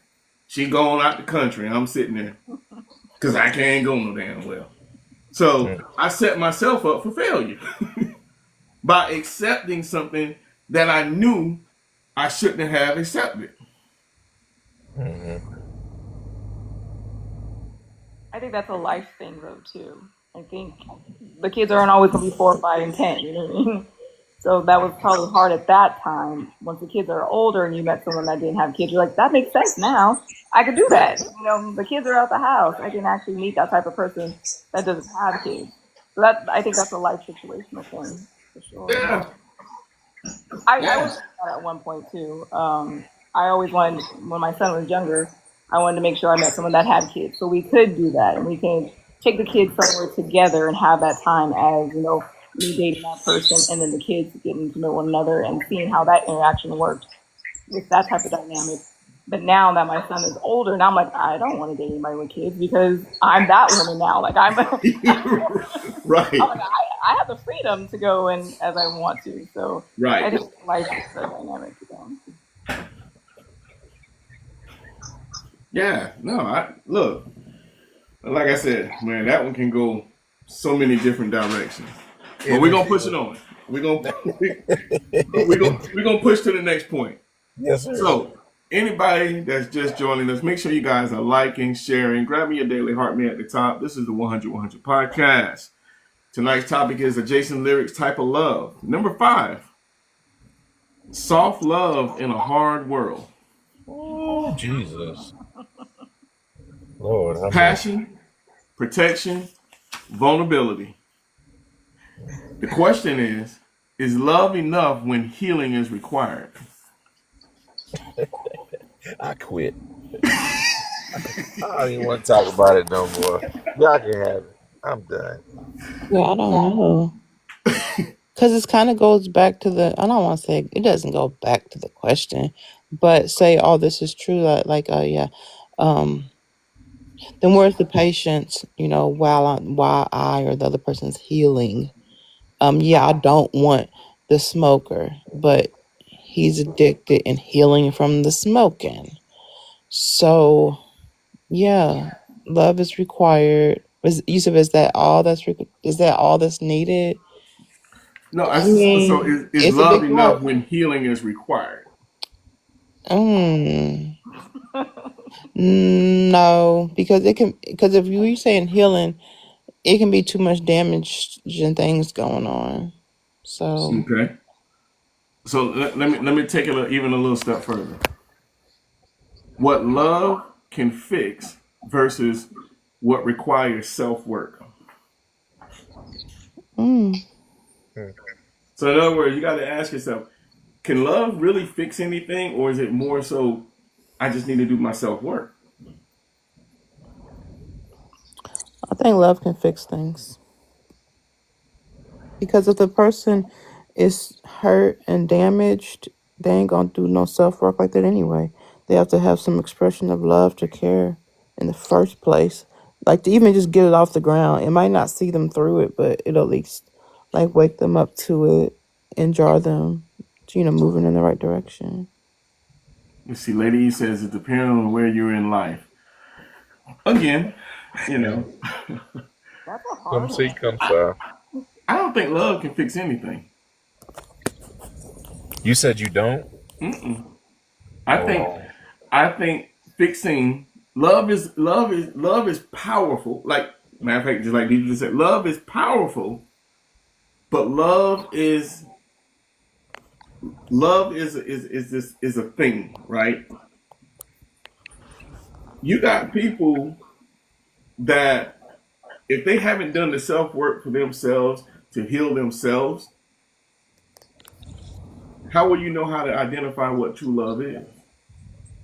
How can you see it if you haven't done the work? that Yeah, part. love is a choice. Love is a choice. I think you can identify it based on how it resonates with you individually, and it can like turn on the light for you. So, how do I recognize sunlight? Because it brings warmth, because it wakes me up in the morning when I'm in the dark. So, I don't have to like know the qualities of, I don't have to be aware of it to be affected by the sunlight, to be affected by love. So, I Mm-hmm. don't have to do the self work um, to understand the sunlight, to know, okay, I gotta wake up at 8 o'clock to catch the sun. It's gonna catch me. All right. But see, that it's kind of the answer. Really, the answer is in your answer, and you said it plain as day. And that's why I always say you really got to listen to what your person is saying to get what they mean, because you said that you you don't have to feel it. You know what it is. You know what it feels like. That's why you're able to describe it. The warmth of the sun, wakes you up because you know what it feels like. Like if you know what it feels like to walk in and your husband kiss you on the neck every day, or wakes up in the morning and says I love you every day. It says good morning, good night every day, every night. You know what that feels like. That's not something that you have to try to understand. You know it. It happens. It's an action. It takes place. I think a lot of people are afraid of that though too. If they've already been in situations in the past and they were actually truly in love and it didn't work and they were heartbroken and then now they're in that healing phase, sometimes it's that hard part to get there. I don't think everyone's able to experience love and continue to experience again in another partner. Like you have to like grow into that, I think. Yeah, uh, Maria's garden. Right before you came in, we had talked about that part. Mm-hmm. Exactly that. Just what you Yeah. just said. We talked about that. We sure did. Yep. Yeah. Yeah. And I think when if someone's healing from a past relationship, you want to hope they tell you that they're healing or they're in that moment of I healing do say. and I don't put do say that that. that Yeah. burden on you to feel like you're in a predicament to like, okay, yeah, you're still hardened from your healing spot. Now that's my responsibility to pour whatever love and empathy that I have on you to get to a place that I need you to be for me. That I don't think that's a fair moment either. Well, Deidre said, I do say what's love got to do with it. Just because I love you don't mean we're meant to be. Hmm. What you Yeah. think, Brother Marlon? Um. Um. Just because I love you don't mean we're meant to be. That I mean that's all factual. You can love somebody doesn't mean that you're necessarily supposed to be with that person. That's You right. can you can love a whole lot of things, but there are some things that to the point of kind of going back on that other part. Man, I love everything about you with this, but it's this one thing that I just cannot. I can't be with you on this one. you know, it goes back to like when I said, man, this chick was like everything. If I had to pack, it was like everything, but I can't be with you because you can't understand when I say, hey, I can't go because I don't have everybody watching my child. Hmm. I can't just pack up and shoot down to, out the country with you. Now, if you want me to bring my kid along with you, cool. We can. What's up? We can do that. Right. you know. So she Right. didn't Um, meet in the middle at all and be like, hey, I know we can't use our passports today, but we can do something in the meantime until we build that relationship where we can do more together. right. The Yeah. and question is did she even offer that? Did she make that an option? How did she make you feel about it? Because she knew you had a kid. So Yeah. that's what I meant was that what is that partner going to do to make you feel comfortable with the choice that you made by choosing them? She ain't gonna feel. She ain't feel comfortable. She went and took that trip. What you mean? She got. Oh well She then, She wasn't the went. one. then She gone. She got that's on that self plane. What explanatory. you She mean? wasn't the one. Right. But that's what I mean. It's like what is it's not on you. It's not on you. It's on the other person. So when that other person gives you the answer, like she gave you, then yeah, I understand. She wasn't the one. Yeah, But if clarity. that person took the time to say, you know, hey, well bring her or bring him or, Mhm. let's take them together. Or I understand right now that you can't. We'll take trips later. Right. That's that compromise. That's that, oh, this is my person. Mhm. She's for me or he's for her, vice versa. So even with that situation, right? I remember she came back. This is probably like maybe like a year or two later. She goes, I got to be honest. She said I was really hoping that I could have changed something because I really enjoyed everything that we did together. And, she actually came out and apologized and said, I was hoping that I could change you or take you away from the responsibility aspect of things. And she said that was so wrong of me. And she said, I got upset because you were a great guy and I wanted to build with you, you know,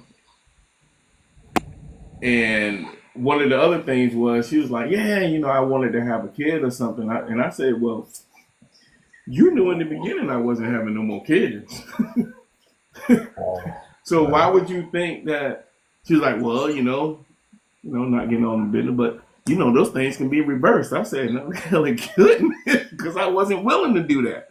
So Right. it was a lot of her that was wanting to change everything about me because she saw she could see a future and were thinking that, oh, I can change some things. No, you couldn't. You know, Well, she saw the future that she wanted. She didn't see the future that y'all could build right, together. right, Yeah. yeah. There's a difference. hmm Um, number 7. Oh Lord, how many we got? This number 7 gonna be the last one. Now, unless y'all give me a Oh, sign and okay. tell me to go more. Go Trauma ahead. bonds versus true bonds. What was that? Trauma bonds versus true bonds. What's a true bond? A true bond is basically something where you really bonded with this person on real things. Nothing that was basically something bad that happened that you guys can agree on. You had a true bond with that person because y'all had real conversation. Y'all really understood the caliber and the essence of who each other was. So you bonded on just true statements, not something that was, I got, my daddy died. Oh, my daddy died too. Oh, okay. Wasn't something of a bad bond. It was just y'all bonded on just true things about yourself. You know. Keita, welcome in. Let's see, Keita came in but she left. Okay. But that's a true bond. So let me give you a little bit of highlights. Like a trauma bond is when you connecting with a person because of a shared pain versus a shared purpose. Like when you can share a purpose with someone, like, okay, I can share it. We got a shared purpose. That's a true bond. That's a true bond. You know, um, loving someone doesn't mean you need to heal in the same way or at the same pace. You know, when you're thinking about what a trauma bond versus a true bond, not everybody's going to heal and going to do it at the same amount of time. Not going to do it the same way. It's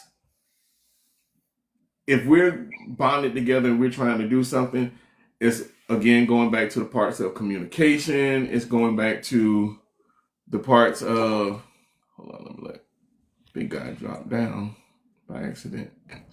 Um, welcome back, brother. Everything is taking time to figure out how to heal. You know, trauma bonds, man, that's a slippery road to go down. And it's an easy road to go down. That's the easy road. True bonds is a hard one. I think trauma bonds are temporary. I don't think you're going to live in that type of trauma with somebody for a really long time. I think true bonds, you do build that great communication, you start building friendship, and you're open, and there's no judgment on anything that you talk about. So I think those are more long lasting. I think the problem Yeah. is you meet somebody and you have those true bonds with them, and then they have a trauma that Yeah. overflips, like when the true part of it is. So Yeah. I think those So are hard.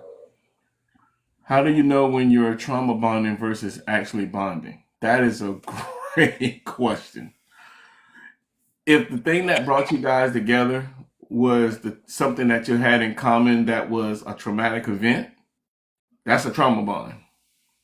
You know, like it, for example, you can get somebody who is suffering from depression, they will cleave towards somebody else that's going through depression because they feel like that person can understand what they're going through. They even feel like you feeling through each other, like, oh yeah, you'll be able to help me out of this.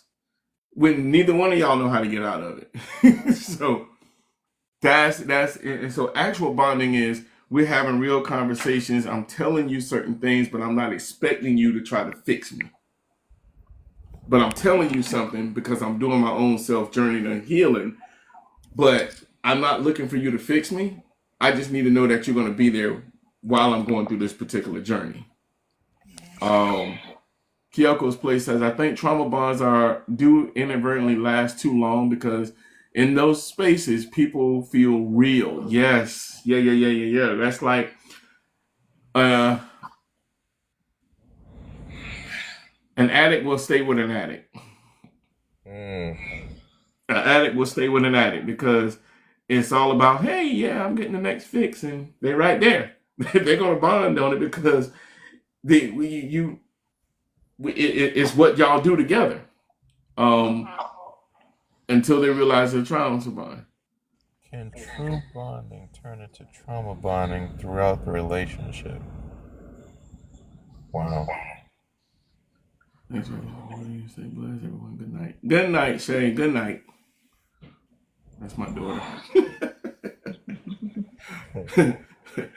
That's my little. That ain't no little girl. That's a grown woman now. See, I'm like, that's a grown person. Grown person. Keita says, can true bonding turn into trauma bonding throughout the relationship? Absolutely, it can. Because if y'all end up doing stuff to each other that is not healthy within the relationship. So let me back up a second. True bonding are things that are healthy. Those are the things that make the relationship thrive. Trauma bonding, that's just a connection because we got some similarities on some stuff. And it's a similarity of things that are not actually good for the relationship. But yes, that a true bond can change into that because if it gets to a point, let's say, for example, you end up, the relationship becomes something abusive. Both of y'all are hitting on each other. But for some reason, y'all still staying with each other because y'all both doing it.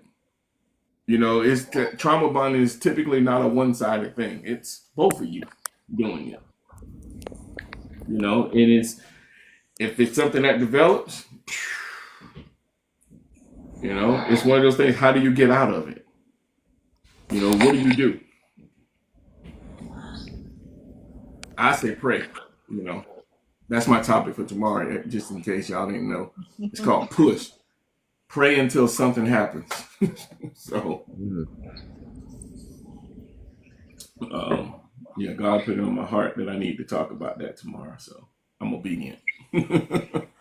um, but yeah, so, whew. All right. Got a couple little highlights. Anybody that's just joining us, welcome in. This is the 100 podcast. Topic for tonight is a Jason Lyric type of love. Make sure you guys are liking, sharing, grabbing that daily heart me at the top. Tap, tap, tap, tap, tap. Grab daily heart me. And here's a highlight. Sometimes love ain't broken. The people in it are just hurting. So, you can love somebody deeply and still not know how to love yourself, which is probably one of the most common things that we do. It kind of goes back to one of the questions that says, you know, can you about loving somebody? You can love somebody deeply and still not know how to love yourself. That's that level of codependency, depending on that person, but you can't even depend on yourself. You can also love You can also love a person so deeply that you lose yourself. Oh, absolutely. Man, let me tell you something, man. You know, I don't mind using myself. I lost myself in my last marriage, man. I lost myself. I completely forgot who the hell I was. Absolutely. I lost who I was, and I mean, I had a lot of people who, you know, pulled me out of that. You know what I'm saying? A lot of people pulled me out of that to say, "Hey, look, you need to bring yourself back." Matter of fact, two of them are in here listening. You know what I'm saying? They brought me out of it. Like, hey, you you losing yourself, buddy. Come on. You know what I'm saying? Um, yeah, yeah. Real talk. Healing together requires honesty, patience, and no more hiding. Mm-hmm. If you make a choice to say, "Hell, I want to heal, and I want us to heal together," that's when you gotta be the most honest person. You gotta be the most patient person. You can't hide anything. You gotta be your level of vulnerability has to be at its peak. You know what I mean? Um, Love grows when accountability grows. You know, that big A word, accountability. You know what I mean? Whew. This last one right here, boy. It's kind of where Maria's garden was talking about earlier. Here it goes. Your partner is not your savior. They're your mirror. Ooh. Good God Almighty. Your partner is not your savior. They're your mirror. Was I saying that they're your savior or they're your mirror? No. You were saying about kind of in the sense when we were talking about loving somebody, and you were saying how you believe love can what was it? It was love. Oh, can fix things. Can fix things. Your partner is not your savior. They're your mirror. Okay. Whew. That's some heavy projecting right there, though, bro. Boy, that's some heavy projecting. Lord. That reflection?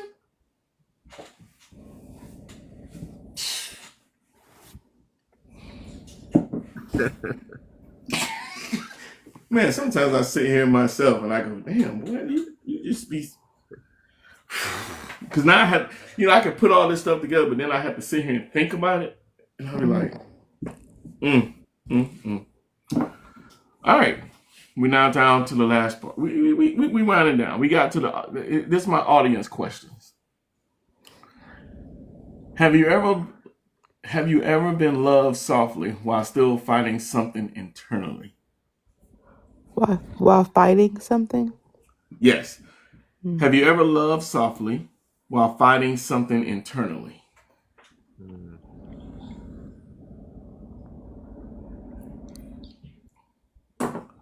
Have you been loved softly or loved softly? Love softly.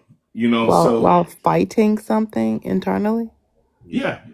Yeah. What do you mean love softly? Like not love fully?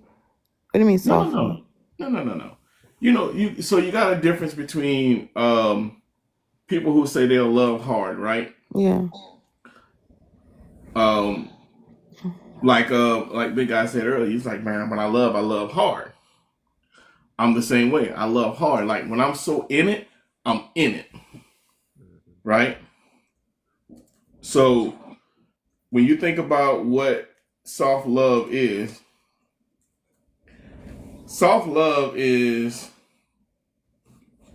basically it's gentle. It's patient. It's that type of love that's a nurturing type of love. So you have all of this going on that you're not loving really hard. It's just you're gently loving somebody. You're patient with them, but you're still fighting some inner demons inside yourself. Boy, Keita just took it right out of my mouth. Yes, I try to love them while fighting their demons. Fighting their demons or your demons? I think it's a combination. You end up doing both. Mm-hmm. But I'm more so thinking about when yourself, right? Kyoko Play says they use loving softly these days to equate to being loved right. Okay. Yeah, they want to be loved right because people have gotten nowadays start to not want that rah rah rah rah. They want somebody to just see them. The triggered minded the process. I don't understand it. Yeah. Mine. Still lost. I'm sorry, love. Now, do you think it's possible to love somebody softly or any kind of way while fighting your demons? Or do you think a person can't love somebody while they're healing and fighting their, you didn't say demons, but would you say fighting? Yeah, fighting something inside. Is that possible to love somebody? No, yeah. Well, the question was, have you ever loved softly while still fighting something internally? I have. Thank you for the heart, me. All right. Keita says she's gonna come up. I'm gonna let her come up so she can elaborate. Cause Keita brings some stuff, boy. Sorry for the I'm gonna say confusion. yes. For me, yes. I feel like I can love softly or I can love hard. Even though I know I love hard, I can change it a little bit. Like if I feel like I need to be a little softer with my loving, then yeah, I've done that.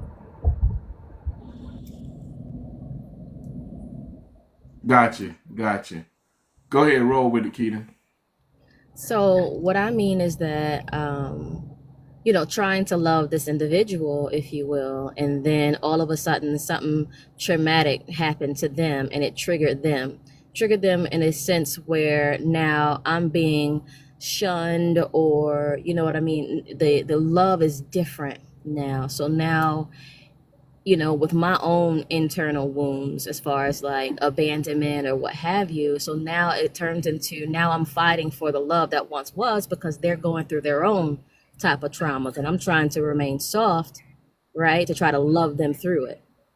if you Hmm. will. So it then triggers me, which then turns into that trauma bonding, I guess, if you will, that I was referring to earlier. Before Exactly. before you came, Keita, we were talking about exactly what you just said, which is, how healed are you to love? Mm-hmm. And with me saying that, meaning that, um, man, I had that thing how I wanted to say it, and it just got past me. Um, being healed enough to be able to accept and not fall back into, or not to fall into a traumatized situation, but heal have healed yourself enough to know, okay, well, I know what this looks like. How patient can I be? How loving can I be? Because that's what love is, right? Love is patient, love is kind, love is easy. Right. It's not a hard thing. So it's kind of like, did I do the work for me enough to sustain my vulnerability to this person, to say that, I'm here. Let I'm gonna let you work through your trauma, your issue, or whatever is going on, but I'm here.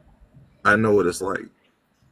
I've True. seen If it. you, I mean, yeah, am I I making feel sense? that. Or I feel that, but I feel like it also gets to a point, right? First of all, when it absolutely, comes to yes. healing, I think healing is a continual process, Right. and I think there's ebb and flows to it because you never know how a situation is going to trigger you and trigger your traumas.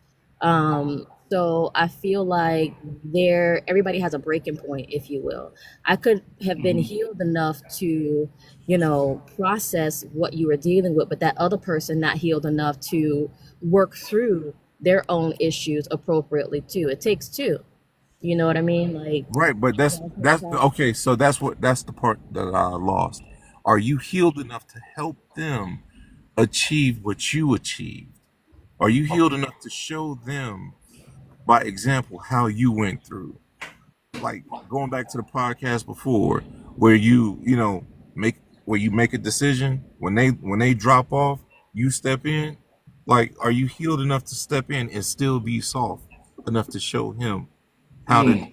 and accomplish what you're or saying? is healed, or is the opposite of that.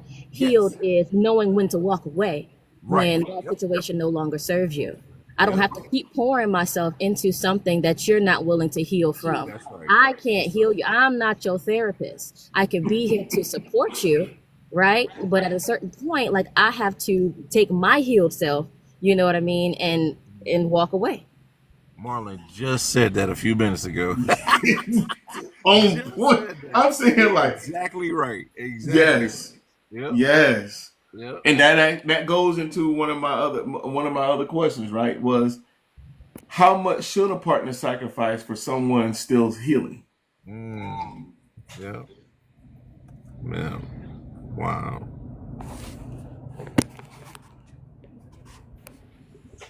That depends. I think that depends on the trauma that's being endured, honestly.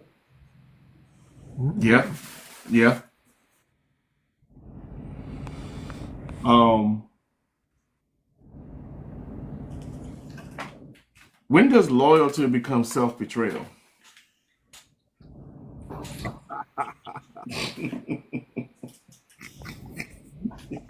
When That's you're a not in a double-edged situation that no sword. longer serves you. What she said? When does loyalty? That's a good one. That is a good one. Oh Lord. I was asking, could he repeat the question? Yeah. So the question was, when does loyalty become self betrayal? I guess I when, feel like loyalty. I'm sorry. Go ahead. no, you go ahead. I feel like it becomes self betrayal when, like when you realize you're loyal to the wrong people. Like if you're loyal to the wrong person, I feel like that's self betrayal. Once you realize it, anyway, and you know you're Hmm. being loyal to the wrong person. Yeah, yeah. It's like Kyoko's play says, when you love the other person more then you love yourself.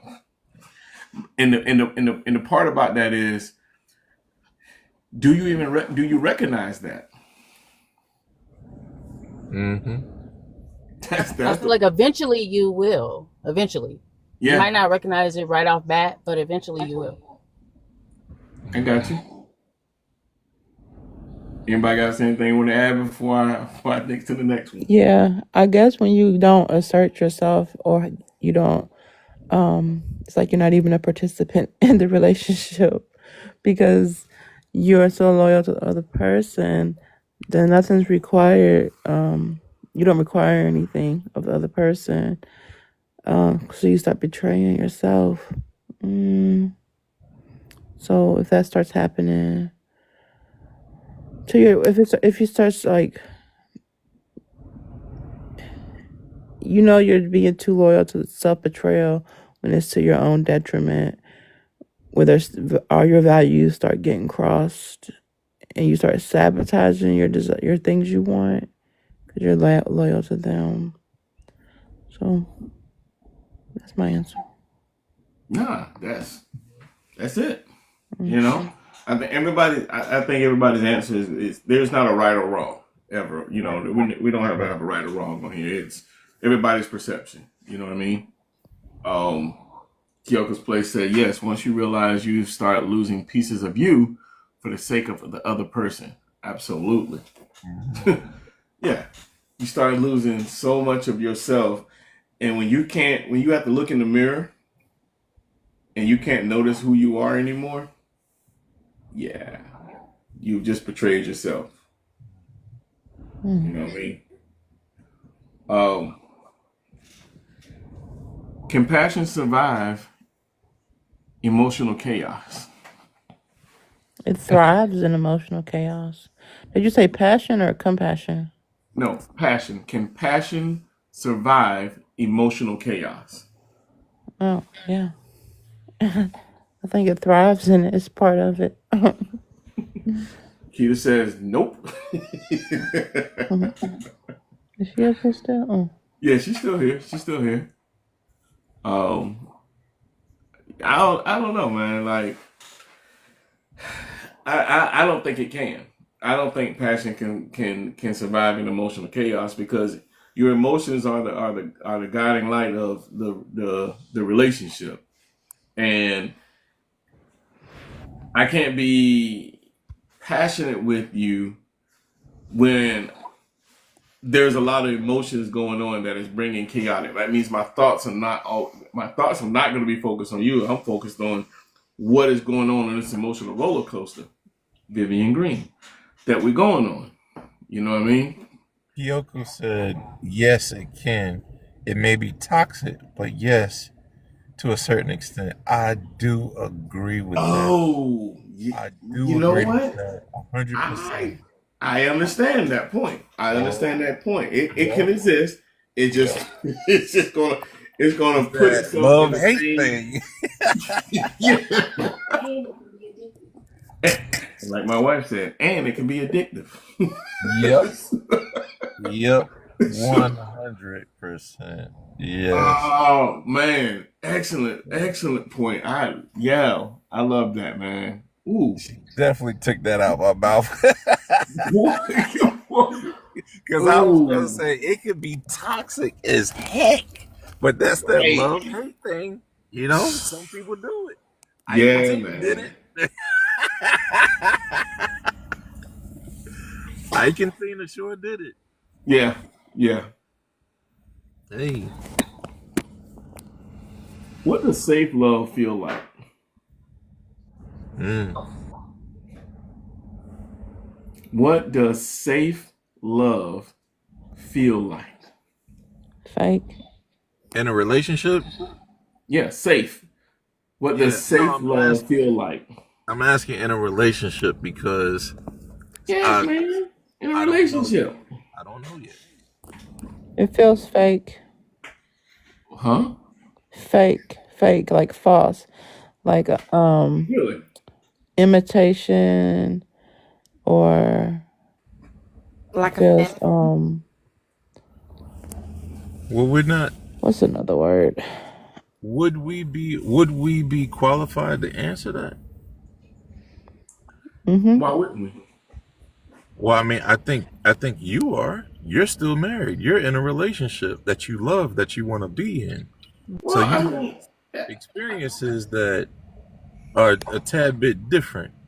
You said feel safe.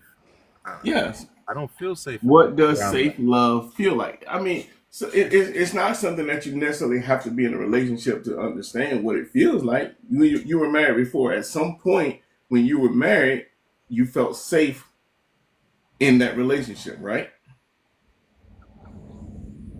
There was love. You know what I'm saying? Even in my past relationships, even when I got divorced, there were points when I was in those past relationships where I still felt there was a safe love, even though the marriage ended. You know what I mean? So here's a safe love. This is a definition of safe love. A safe love in a relationship is where your heart, mind, and emotions are protected, not threatened. Mm-hmm. Mm-hmm. All right? Mm-hmm. Yep. Like Kyoko Play says, it feels like trusted communication and emotional security. So you can, I think all relationships have the capacity to have it, but I also believe when you safe love creates vulnerability, and I think vulnerability creates what people use when someone is unhappy. It can flip because they're going to use what you told them in that safe space and that safe love against you. It could happen. You know what I mean? Um, Mm. so when you think about what safe love is built on trust, um, emotional safety, consistency, respect, peace. I think Kyoko's place said that as well. Peace, protection. You know, think about that when you've been in a relationship. Did you have aspects of this? Were those things there? You know what I mean? Um, so to answer the question, what does it feel like? It just feels like it was just. She said, Keita said, what I thought was safe love turned toxic as hell. Oh Lord, Keita. Unmute Lord, yourself, girl. girl. Oh my It gosh. happens to the best of us. Like for real. Let me tell you the story. Yeah. Okay. So, like Story time. I love it. he was an older gentleman. You Hmm. know what I mean? Like, he would leave me love letters in the morning telling me how much he, cared and loved. He would take me on trips and all types of things. He had a list in his phone of all the things that I liked so he would never forget.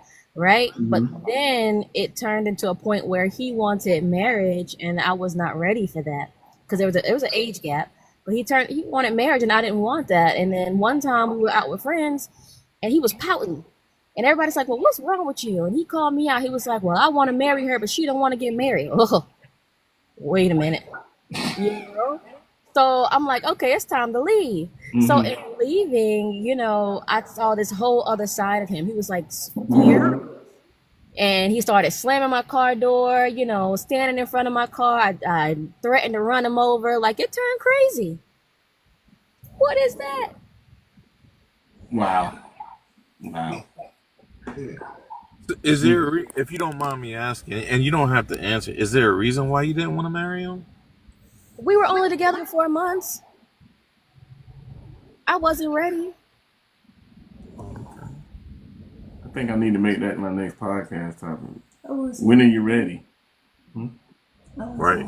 I was 28. I wasn't ready. No, I was 25. 25. I wasn't ready. You still trying to be outside at 25. I mean, I wasn't, but I wasn't necessarily ready to walk down the aisle either. Like, Hey, no, I'm messing with you. I got you. Do you feel like you're ready now? I don't know. The question is, like, when are we ready? Like, when do you know that you're ready? Thanks, Do dude, you? for I coming mean, in. I don't think. Just me it's personally. crazy. I don't know. I feel like sometimes we have to take that risk or that leap. You know what I mean? Like, give it a chance, give it a try, because you could be blocking your blessing or missing your blessing. You never know. Absolutely. I think for me as a single parent, you know, it dating world takes a different turn, right? You can't be out here willy nilly trying to find your match, if you will. And I've taken lately more of the approach of I'm just going to be single till my child turns 18 because I don't want people in and out of her life building relationships with her and then it not work. I understand that. Being recently divorced, and I do have 2 children. I really understand that. You But know, at the same time, you can't let that hold you back. You don't have to introduce your child or children to everybody. very You true. know, as Yeah. you are dating, but you cannot let that hold you back. Well, yeah, that And part's as holding me your back is just children, making me more cautious. yes, of course. And as your Mm-hmm. children age, we are able, they understand a lot. Okay. I have an 11-year-old and a 12-year-old. They understand a lot. You can communicate with them like this is what's going on. You know what I'm saying? This is what it is. You know, mommy gotta be happy too. Mommy gotta, make things right. I don't want to say right, but comfortable and, for herself. And they will understand as long as you are able to communicate that with them. They will understand. At the same time, Mm-hmm. though, when you are a single mom and dating, you know what I mean? Like when those relationships fail, it take a toll on you. And while you are grieving these relationships, you are not showing up for your people as the best version of yourself because you're going through emotional turmoil, if you will. So I feel like weighing my pros and cons is best for me to show up as the best version of myself or my daughter each and every day without having to add on the other aspects of dating, if you will. Mm-hmm. I understand it. I Yeah. I definitely get know it. what you I get it. mean. I definitely Yeah. get it. I understand it. Yeah, I understand it. Yeah. But I Because I also have a, understand what I I'm mean sorry. and know what Deidre is saying. You know, I take both viewpoints very well. I mean, I get both sides. You know, Yeah. one is saying protect myself now and wait, and maybe I'll be found later. The other is saying, um, you can be happy now, and that's tough. I mean, it's something to think about because at the same time, we are none of us are guaranteed tomorrow at all. None of Right. us. Right. And you got to think about it like that too. True. No, none of us are guaranteed tomorrow, but you know we got to kiss a lot of frogs to get our prince. Hmm. You know what I'm saying? As a woman, an attractive woman too, you get men at you all the time, and it's an exhausting I journey to get it. filter through all of that. You know what I'm saying in itself. Mm. I'm with Keita on that, and I have. It shouldn't matter whether it's a girl or a boy, but I do have a girl, and Same. we have to be careful what we show our daughters. As women dating men, Yep. and like Marlon said earlier as well, you have to watch who you have around your kids. So that is my baby. She's 13 now, and she cannot. I never dated at all. She haven't seen me with anyone. Now she may have heard me on the phone with a couple of people, and well, actually only one person, and unfortunately it was a fail. And she asked me about the individual all the time, and I was like, well, unfortunately it didn't work out. So, and then if you are involved with a person and then you end up liking them and it doesn't work, sometimes it takes an emotional toll on you. You know what I'm Yes. saying? So you don't want them, like she said, you have to be there 100% for your kids every day. And I'm with you. I don't have time to be going through that. And Yeah. people they just don't get it. So yeah, I'm Right. with you And on that. it It's hurts your very, heart. It hurts your heart when your child is asking for yes. somebody that you used to deal with, and you're like, well, I Mm-hmm. don't deal with them no more, and then they're missing them too. They could be Mm-hmm. gone too. Like that hurts. Yeah. I got you, Deidre. Mm. Appreciate you. Appreciate everything and your involvement. Yeah. Yeah. Yeah. I'm gonna swing that into a podcast. Yeah. Oh, well, Yeah. I'll drop you down.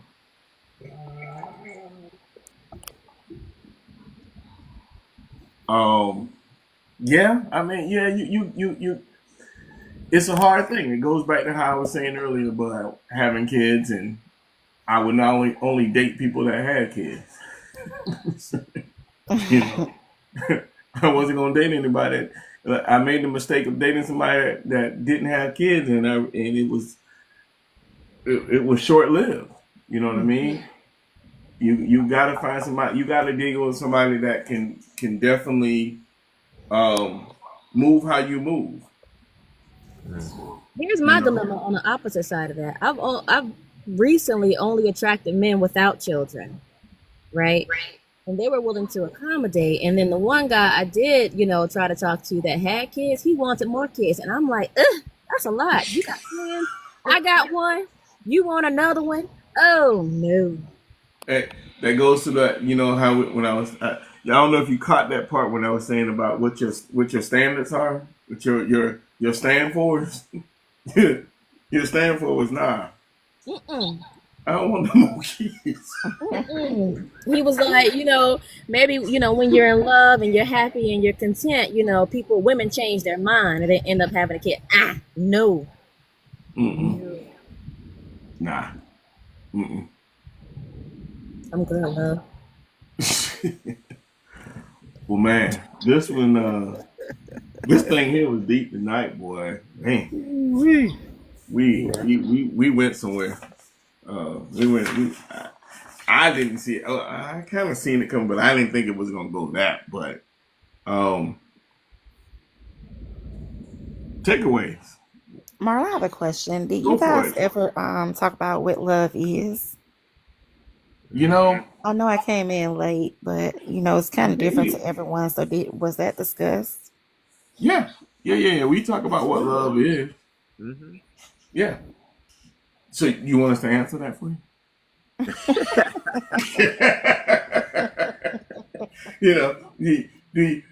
Do you want us to answer what love is? What do you think love is, Right. Lady D? Yeah. I mean, for me, it's And you don't have to answer that if you feel like I put you on the spot with that. oh no. Okay.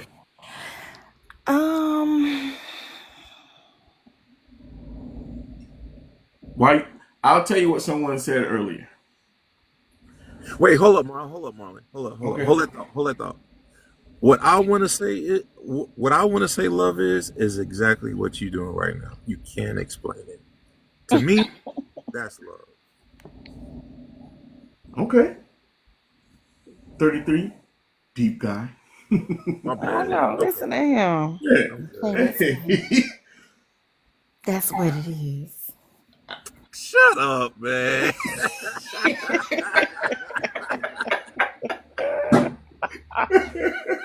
Now look at Keita. Look at Keita. Boy, I So tell you. I'm sorry, Keita. My bad. I think just like someone said earlier, I think love is a choice. I think love is a choice. Love is a commitment. Love is a connection that love is a connection that grows through intentionality. Mm, Love is like my wife said. Love is consistency. mm, You know, love is vulnerability. Love is understanding.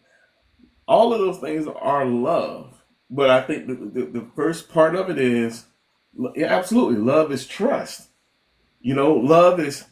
Love is safety, trust, caring, respecting. Um, that big word we like to use, accountability. Like you said earlier, anybody that's been married, you heard the vows. Love is patient. Love is kind. You know what I mean? Effort, partnership. I mean, I think love just has so many realms to it. I don't think we can ever truly understand how deep love can be. You know what I mean? But I think the true part about what love is, I think the highlight of love is a choice. You're gonna have to. That's the first thing that about love that has to happen. You have to choose to love, whether it's love yourself. You got to choose to love someone else. You got to choose That you got to choose it. And then I think the definition becomes whatever you choose. Because I mean, unfortunately, some people choose that toxic relationship as love. Some people choose abuse as love. You know what I'm saying? So it's I think it. I honestly, lady, I think that's one of those things you have to ask yourself how do you want to be loved? What does that love? What is love to you? I don't think anyone can really answer it. 'Cause I think it's an individual journey.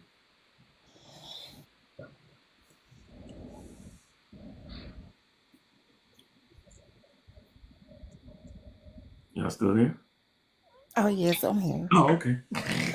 Yep. And now one of the reasons why I asked that because we were talking about healing, and I was kind of thinking to myself, it's kind of selfish for an individual to go into a relationship if they're not healed. I mean, I just didn't understand that part. So first of all, okay, personally, I think when it comes to saying, somebody is healed versus not, I think again, healing is a consistent effort, right? I don't think there's one finite saying, okay, I'm completely healed from X, Y, and Z, because one, we never Hmm. know what can trigger us. So healing is not about not being triggered, it's about knowing how to handle the triggers, The awareness. right? Awareness is one thing, but also knowing how to navigate it too. Whew. Where your compass at? Google Maps. Ways. And when we say heal, we're talking about life experiences and just life itself, or in relationship as well. All of the above. I mean, I think it's all of that. Life Hmm. experiences. Anything that you go through. There are so many things that we go through in life, not just in relationships, that causes a ripple in us. Yes. It's gonna cause a ripple. You know, um, there are things that can transpire. Like I mean, like here's a ripple in our life for somebody that, let's say somebody here, worked for the TSA when everything was going on. Hmm. Man, that's a trauma. At that point, something that happened that can cause a chain reaction of things. You know, man, this is this is good. Mm. Right. In life, we're taught to learn from our experiences. So we learn from those things that, traumatized us as well. So everything that we've experienced in life has shaped us to be who we are, you Oh, know. Yes. absolutely. So again, it's about how we navigate it. It's about the awareness, like Marlon said, but again, also about how we navigate it. Do we allow it to affect us negatively? Right. Yeah. Okay, good point. Because people always ask, like, why are you not in a relationship? And I always say, you know what? I just have a lot going on. I need to get myself together. I'm doing this, I'm doing that. But in this moment, I realize those are just excuses that I've been using, Mm-hmm. because I ain't gonna never have it. I ain't gonna say I ain't gonna never have it together, but it's always gonna be something else. Like once I get this accomplished, it's gonna be something else, you know? Yeah. And Okay, it's so like just you say said, it's that how when you you're ready. navigate through that. Just say it's when you're ready. Then it's not all these other excuses that you're trying to make it to be. It's when you're ready, and that's okay. I'm not ready. Yep. And that's it, yeah. And then when you say that you're not ready, you still have to have your little black book of saying what's gonna get me ready. You know what I mean? You have to write that down. Write it down in your black book, your diary. Say, what does ready look like? Yep. What does ready look like? You know, I mean, we all guilty of it. We go, oh, I'm not ready to do that just yet. I'm not ready to do this. What does ready actually look like? You know, I think a lot of times we psych ourselves out of things out of fear. Yeah, I think that's what it is, most definitely. You know, and fear is not something of God. I tell you that. But we ain't gonna go down that rabbit hole on that. But you know, but I was about to ask, but didn't God want you to fear him? You said what now? Didn't God want you to fear him? Well, him. Does God want us to fear him? Is that what you asked me? Yeah. God wants us to fear him in the sense of he's our creator. So fear what he could potentially do. So then how can we say God is not a fear, but then he wants you to fear him? Because God is God. And I ain't questioning God's will. I'm not questioning God. I ain't questioning God. God said, fear him, but fear no other man. Hey, look, I ain't gonna question that. I actually like that. I don't want to fear nobody else. I had a long conversation this past weekend with my father and his wife on religion and God. It was very, very interesting. I'll say that. Oh yeah? I'm always one to throw a monkey wrench, so. Yes, Maria, I do have a lot of food. I love to cook. I love to cook. Cooking is my decompression time. When I get in that kitchen, I lose time. I don't even know what time is when I'm in the kitchen cooking. You know? I always love to cook, but that was one of the things I had to figure out about myself that, this is when you really can have the best time with yourself. You know, sometimes people find it on the toilet, but I find it ain't cooking. Not on the toilet.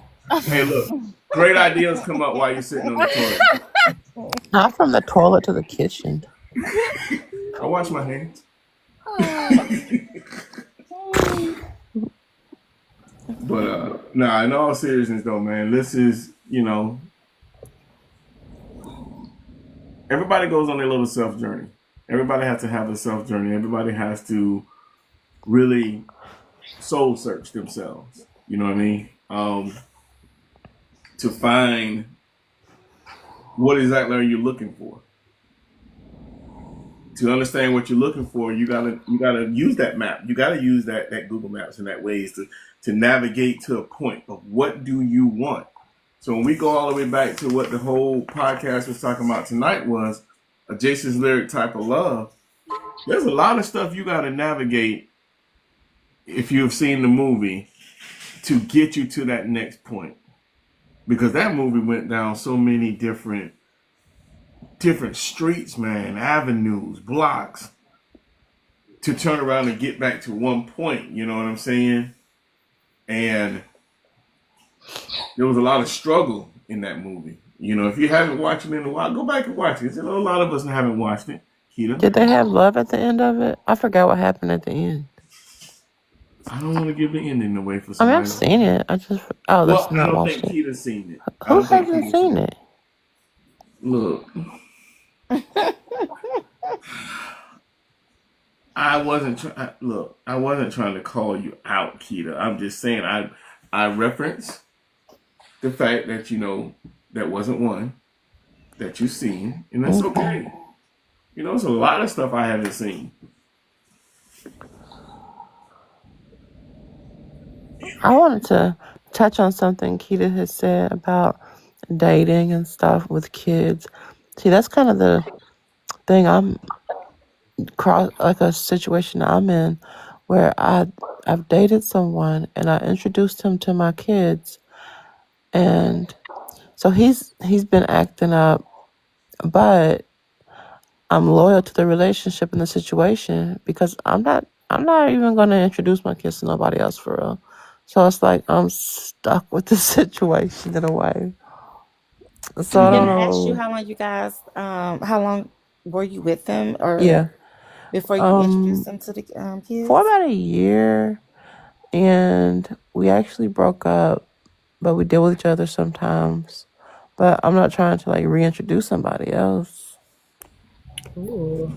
So that brings up a question, like how long are we willing to, I guess, hold ourselves hostage in maybe a situation that does not serve us because we don't want to introduce someone else to our children? You know what I mean? Isn't that in itself self-abandonment? Yeah. Well, well, listen. So, like, if yeah, but what is the other option if I'm not going to meet with somebody else anyways? Is that self abandonment too? Who cares if you're not going to meet somebody else anyway? You know, some people grow old and never being in a relationship. I think that we have to be okay with any alternative, but we have to But do the then, best what's for the all of us. difference if you are a single? Like, what's the difference? Okay, when you say self abandonment, what's the difference, kind of? The difference If you is just single, or you single but not too, are you with somebody but you're not happy with their ways and stuff? being single is not self-abandonment. Being single is Okay. allowing myself to love me, flourish in what I do, focus on me and my child in that relationship, nourish that relationship. That's not self-abandonment at all. But continuing to be in a situation that no longer serves you is self-abandonment because you're using the excuse of your child to continue to be with that person. Well, it I'm serves me in assuming your some child wants ways. you to be happy. Well, it does serve me in some ways, but it doesn't serve me in many ways. I wish it wouldn't. But then if I was single, that doesn't serve me either in some Why? ways. Are you afraid of being single? Oh no, I'm not afraid of it, but I don't want to be. Just like I don't want to be. Okay, I will say this. I don't want to be single either, but I'm happy in my singleness too. Right? There's a difference. I can be happy and thriving in my singleness. I don't need anybody to one give me purpose, say that, you know what I'm saying? Or you know what I mean? Just for the sake Well, of being in a relationship. If kind of you're not single, really, because like if you're happy but you don't want to be, then there's a type. Would it be fair to say there's a dissatisfaction with it, and it's a dissatisfaction with somebody you're not satisfied with too? so are you saying so for clarification in your relationship, are you to the point where it's like you don't want to be with this person, but you're there for the sake of your No, child? Or is it a no. matter What? of Oh you? no, it's not like that.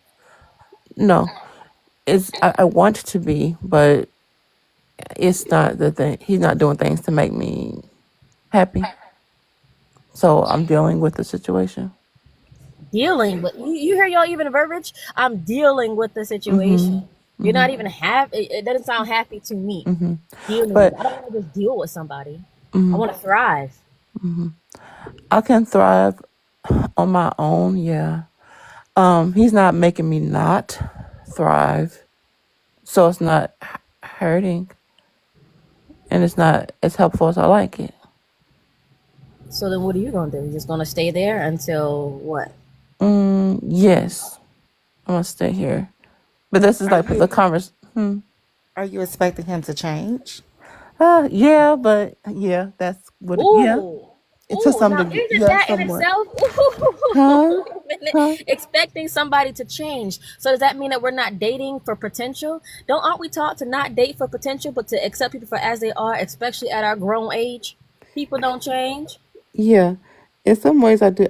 I do expect him to stay the same, but I do have.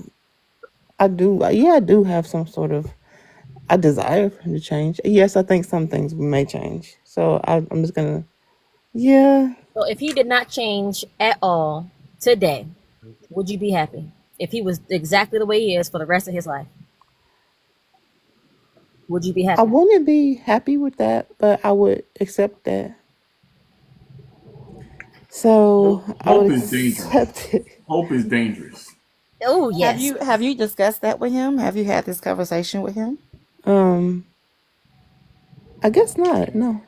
Does he know that you're not happy? Yeah. Yeah, he knows. But he don't care. He That don't. part. Oh, wait a minute. That's why he ain't changing, because he don't care. And he's not going And to. he's not Yeah, going he to probably because he won't. know that you're okay with it. You're not going Exactly. You're anywhere. gonna accept it. Yeah, but I'm in a catch-22. I mean, don't you think I'm in a I mean, no, catch-22? it's not really. Honestly, Maria's got it. Like, no judgment. You know what I'm saying? Everything on here, we don't judge or nothing like that, right? Hmm. But it's not a catch-22. You're making a conscious decision to settle. Mm-hmm. Hmm.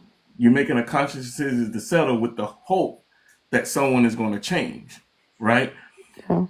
People don't. People have to have their own personal journey and desire to want to change an aspect about themselves. Just like right now, you got to have a conversation with yourself to say, do I want to change my particular mindset right now with this situation? But if you don't choose to change your mindset, you're going to fall into that whole definition of insanity. Insanity is keep doing the same thing over and over, expecting a different result. Doing it the same exact way, but expecting something to change, even though there is nothing in place that has been changing. So, And if someone is telling you and you're seeing it, it's like they said, when people show you who they are, believe them the first time. so if I change my mindset, it don't mean he's gonna change or the No. situation's gonna change or do it. Your mindset is for your benefit. Okay. So forget changing my mindset, I'll just like because the person isn't gonna change, so I can just accept how they are. It ain't so much that I hope. We all have like a hope, but I think they're gonna change, stay the same. That's my point in saying they're gonna just stay the Hmm. same. So I'm accepting it right now. Okay. Is accepting adding any value to your life? Yes, adding some value to my life. Okay. And that's that's for none of us to decide. If you feel like it's this person how they are, that you don't like how they are, but they're still adding value to your life, then that's your journey. You know what I mean? Yeah. I would definitely take it on the air of caution, Oh, because I would be yeah. very cautious about it, because I still internally inside of you, you're still wanting this person to do something else that they don't have the capacity to do or the willingness to do. Mm-hmm. You know Okay. what I'm saying? Yeah. And then you have to ask yourself, are you willing to do other things that you need to do for the betterment of you?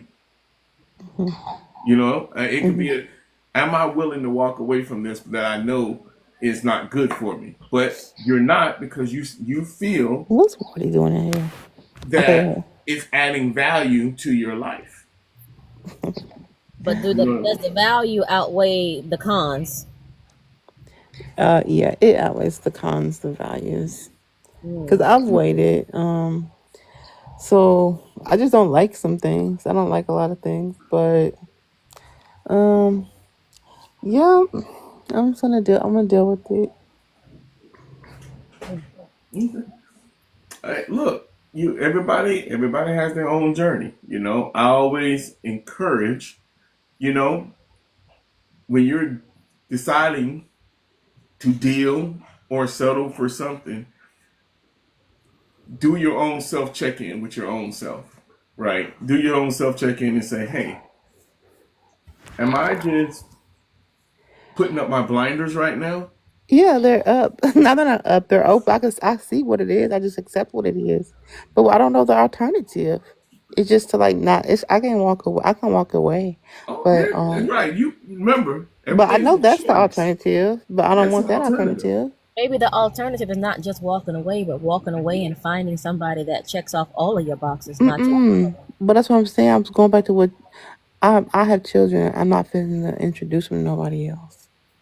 Do you think So, that some men use that as a form of manipulation too for women, Mm-hmm. like for us, right? Yeah. Knowing that we're not going to want to invite multiple Yeah. men into our lives, so they use that as a crutch, they Yep. right? might. I don't It's know. called get your cake and eat I it don't think too. that's his intention. I'm just saying what like I But don't. he's I not mean, going to change. He knows that you're it had nothing to unhappy do with with it. certain Like, behaviors, and he's not willing to change for you because you're willing to accept it because you don't want to bring anybody else around your kid.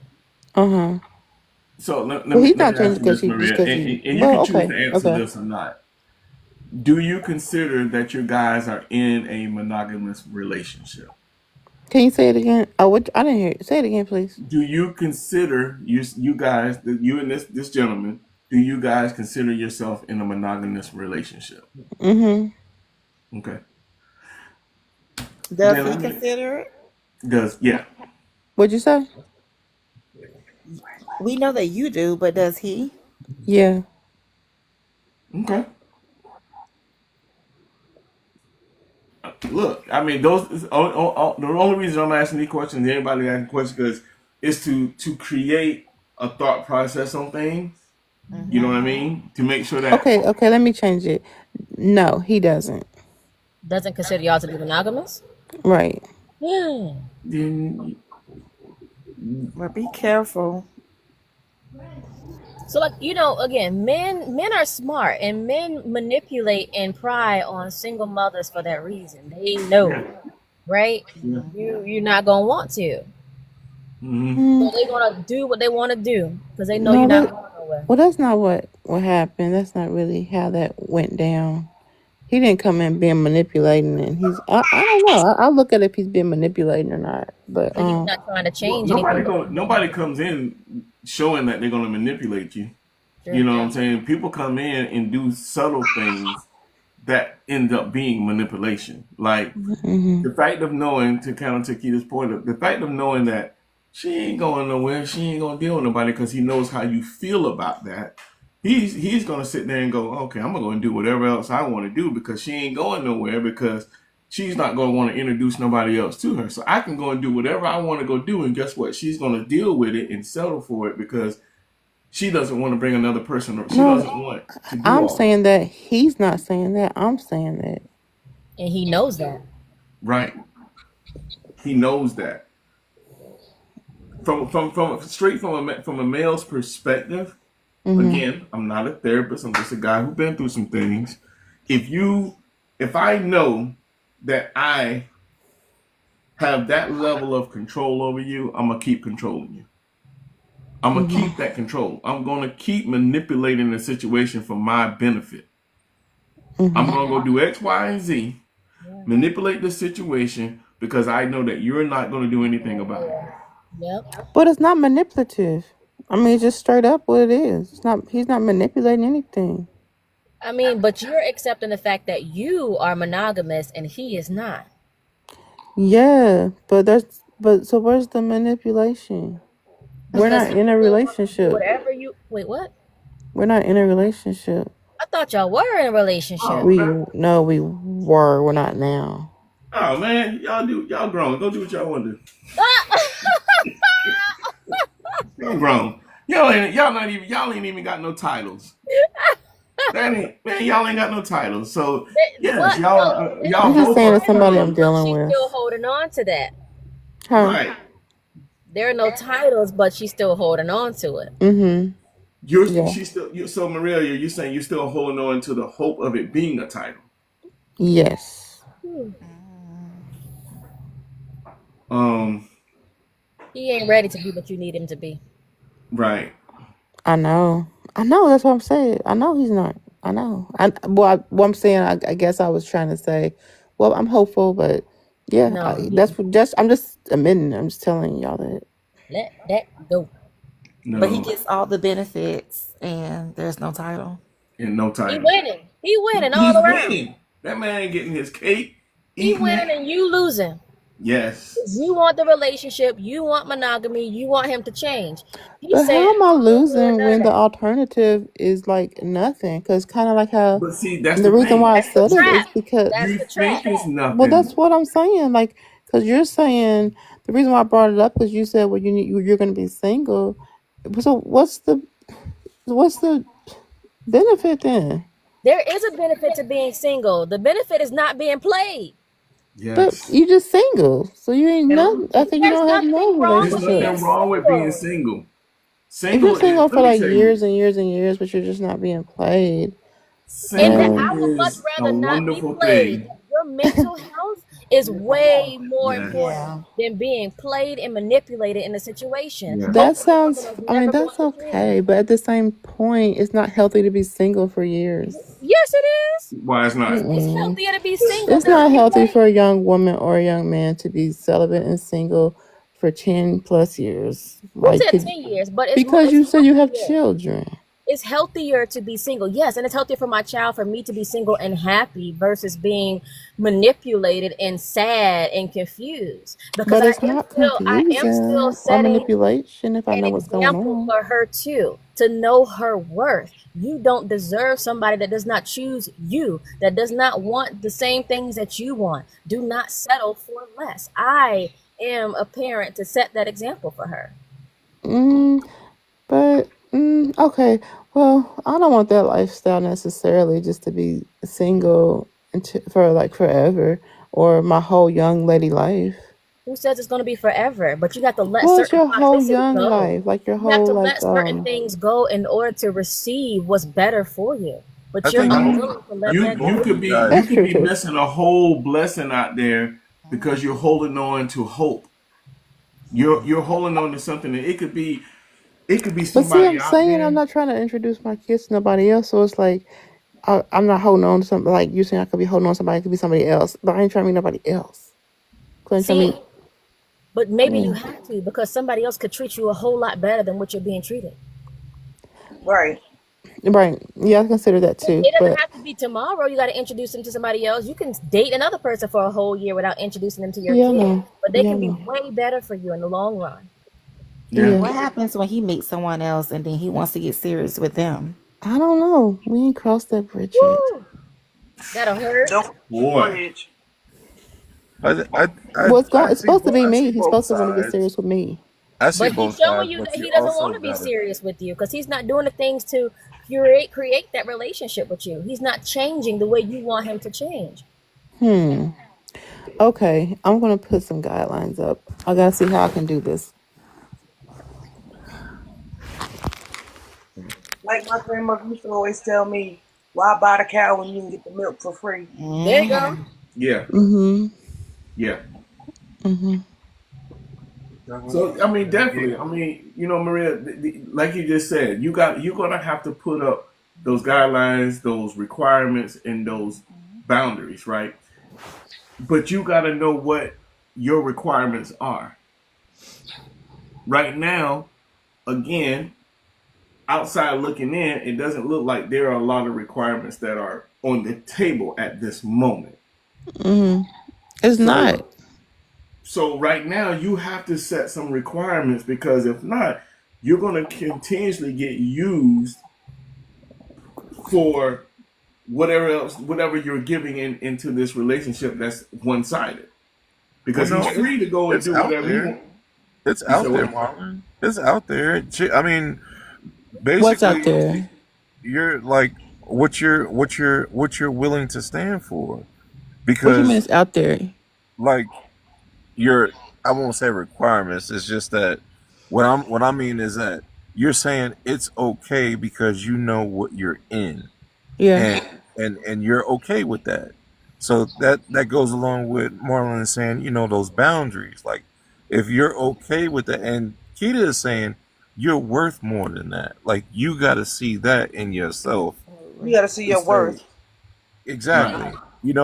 Because you are.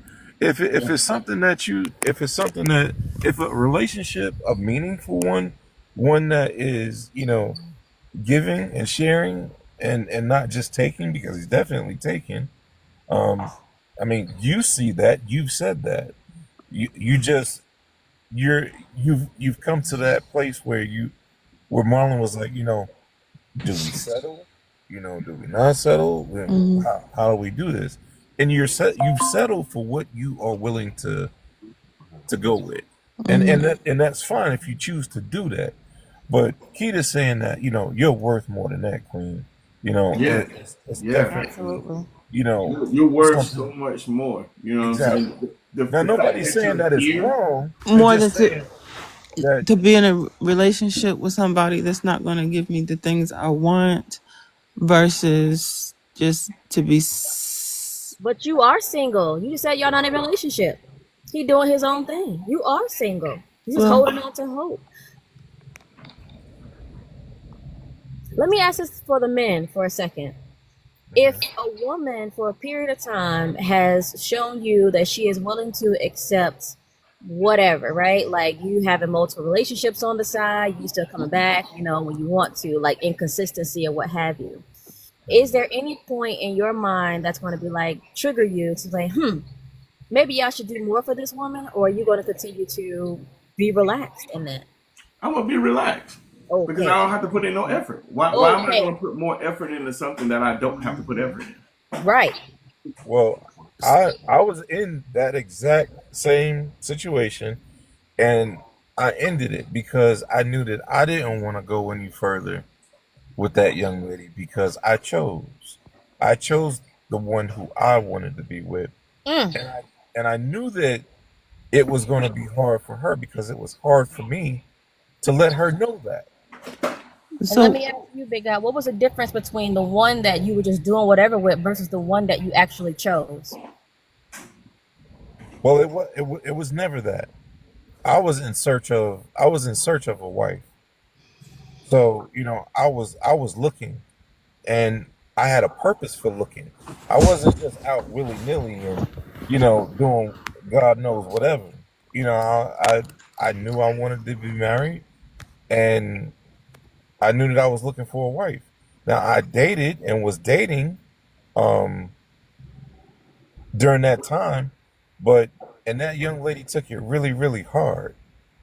And it bothered me that she took it hard, but she also kind of manipulated a few things. Now, I didn't like that because I'm being as straightforward with you as I can, and I'm letting you know those boundaries, Brother Marlon, that that okay, this is what we're doing. This is where we are, and that was kind of the situation. And but I knew that it was going to be hard to do that and let her know that because I knew how she felt. Now I had somewhat of those same feelings, but just not enough because of how she tried to keep me. Mm. Mm, mm, mm.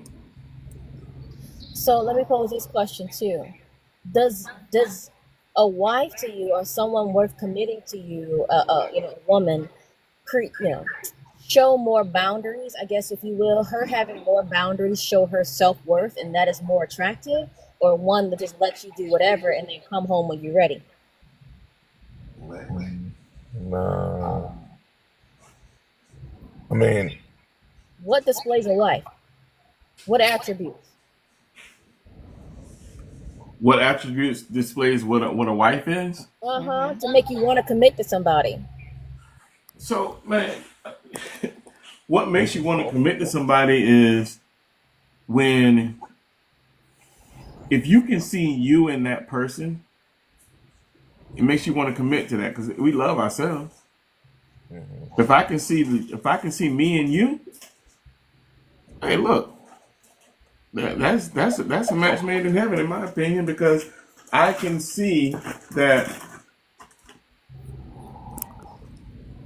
Like when I look at my wife is my best friend. My wife reminds me so much of myself. I love myself. Oh, that part. So you choose a woman that also loves herself too, because loving herself is attractive to you. Loving Yes. yourself means creating certain boundaries, certain standpoints. I'm not going to stand for this because I value myself and what I bring to the table. Right. Right. I think Did Maria's we, garden did we left. lose Maria? Yeah, I think we did. Oh. Well, I hope she didn't think that we was no talking down to her, but we just want her to know that she's worth it She's and worth it, just Right. gotta, stand up for herself and don't let anybody take advantage of her. Because if you don't Mm-hmm. stand for something, you'll fall for anything. Hmm. And that sounds like what she's doing. Yeah. Yeah. Bless her. I mean, Hope she bless her, does man. You just that. gotta pray. You gotta pray for her, Oh, man. she's still here. She liked the live. She's still here. That I think. light was earlier. Being single is not a curse, and I wish that all women would kind of understand that. Like, a man does not determine your value or your worth in life. You know what I mean? Mm-hmm.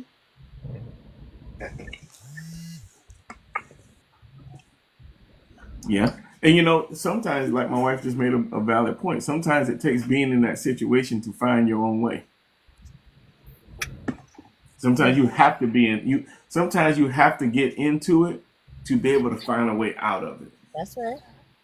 Whew, boy, yeah, man. But you know, my heart goes out to her. You know what I'm saying? Mine does as well. I wish her the best. Yeah, I wish her the best, man. You know, because she sounds like she's a again sounds like she is a nice person. She's just in a situationship. Yeah. Mhm. You know what I mean? So, well, I didn't know that was gonna go that direction, but I welcome it. You guys brought in some. Boy, never know where this thing gonna go. I know, right? You know, and again, it just shows me that this platform is doing what it's supposed to do because I mean, we get a lot of vulnerability on here, you know, and that's why I always tell everybody, you know, there's no judgment on here. You know, the whole purpose of this is for anyone to come on and get some help on trying to understand a lot of things. A lot of times we don't always understand everything about ourselves, you know, like my catchphrase. I'm not a therapist. I'm just a guy who's been through some things, you know. We all got the same catchphrase at some point in our life. Went through a mess. You know, I'm just gonna put it on a T-shirt. You know, shit, this is what it is. You know, man, man, I, I, I, I hope she. Well, I sent her a message. I'm But sorry. Okay, you know that we hope that we didn't offend you. Please come right. back anytime, and that we're definitely a cheering section for her. So Yeah, that's kind of what I said. yeah. I mean, yes. You know, because I thought I followed her, but it looked like she might have unfollowed. So Mm, look, sorry. hey, but you know. But y'all can unfollow me right Ooh, now. thank the Lord that Godmother went on here, honey. Woo! Boy, Wow, have mercy. hey, recognize. I'm Because that would have been. Mm-hmm. But no, for real though. I Well, need y'all to unfollow me. Keita stood in for Godmother tonight. She did. sure Stuck did. 10 toes down. Tough, 10 toes down. you was tough over there. I be You trying to be was tough. quiet. But you were And I asking didn't all even the say right that. That was questions. Lady E. I'm piggybacking off of Lady E. So I ain't putting nobody else. She was asking all the right questions, though. She really was because, Yes. I keep telling Keita she gotta be here. yeah. You I gotta be be trying here. to be All quiet. y'all gotta be here. Sometimes I feel like I can't contribute a lot to the conversation because I am single and I have my past or whatnot. So I like to just kind of listen and absorb. No, and I get Your that. But past that's is the your thing. skin, it's your present, though. I mean, you got Man, experience. You got yes. experiences. So, Experiences. It's not about being married and single. You know, the whole again, this podcast is the 100 podcast, right? The podcast is for people that are single and dating or married and still dating their spouse while they're married. They're dating each other still. It's to it's a podcast to tell you it's to remind you how to show up. You know what I'm saying? It's to remind you how to show up. So Let me throw this question. It's gonna be random. So do you believe in the idea that a man thrives in a marriage whereas a woman declines in a marriage? huh? huh? So I think both people thrive in a marriage okay, because you go off of each other, and one person is, in other words, if you're in a marriage that's the right marriage, you know, for me ordained by God, you're both going to thrive. You're both going to thrive in that marriage because God put it together, and He's not going to have you in lack. mm, I feel you. You know, they say that a lot of divorces are initiated by women, and a lot of times we see in marriages that men use weaponized incompetence to not necessarily support their wives as partners, if you will. And the Mm-hmm. partner, excuse me, and the wife is necessarily taking on the roles of caregiver, for the kids, and also work because times have changed, right? We need a lot of times two incomes to, live and survive, but also the woman is still parenting and being there and scheduling or what have you. A lot of the emotional burden is on the wife. So a lot of divorces end but are initiated by the women because of that. They don't feel appreciated in these marriages. So a lot of people like me, when they say, "Oh, do you want to be married?" I'm like, I don't know. But do they? I guess I asked. Is it that you don't feel appreciated because you feel like you don't? Well, I don't know. I'm just gonna leave that alone. Well, like I felt that way. Like not, I've never been married, but I felt like that even in relationships where I'm taking on the brunt of it. And a lot of my relationships, I have been the primary breadwinner, and I'm the only one with children. So of course, I'm also taking care of my child because the guy don't know when and how he can step in. So I feel like a lot of the emotional and financial weight of the relationship. So that in my mind caused me to be like, yeah, I don't think marriage is for me. If this is a prelude to what it's gonna be like, yeah, y'all can kick rocks. Yeah. Next level said he can't speak for every married man. Uh, Not Right. true. He can't speak for every married man. I I feel I want to say that, but I don't know how to say that in a I way get that it. I think it'll be received. That's all. That's why I just I've shut never up. been married either, but I think it's what you make it. I've met some people where the men, stay home with the kids and the woman is the breadwinner. And then they clean and cook and, while the wife come home and she'll do her part as well, but not as to where the wife is doing everything. So I think it's what you make it. And I would So the love other that. person doesn't feel overwhelmed. I would love that. But again, okay, think about the pool, right? We already say the dating pool is small, especially as we get older. So how many, especially in a world that says men are supposed to do X, Y, and Z, supposed to be the head of the household and not want to take on any quote unquote feminine attributes in the relationship because that demasculizes them. So that also narrows your pool of people or men who are willing to be that. So the question is what pool are you in, or that, that Right. I mean, We in this pissy pool that we I'm in have the to hot pick tub. out I ain't in no goddamn on pool. I'm over here in the hot tub chilling. oh, okay. Oh, well, all right, all right, all of. right. Baby, okay, yes, the hot tub. That is. I mean, Well, Kita, at this point as well, we're not having. Are you having more kids? No. Okay, well, it has changed for us. Neither one of us are having more kids, so that's taking the kid part out of the equation. Also making the pool smaller, right? Because a lot of men still want children. Well, no, I date daddies and granddaddies, so they ain't trying to have kids. I ain't there yet.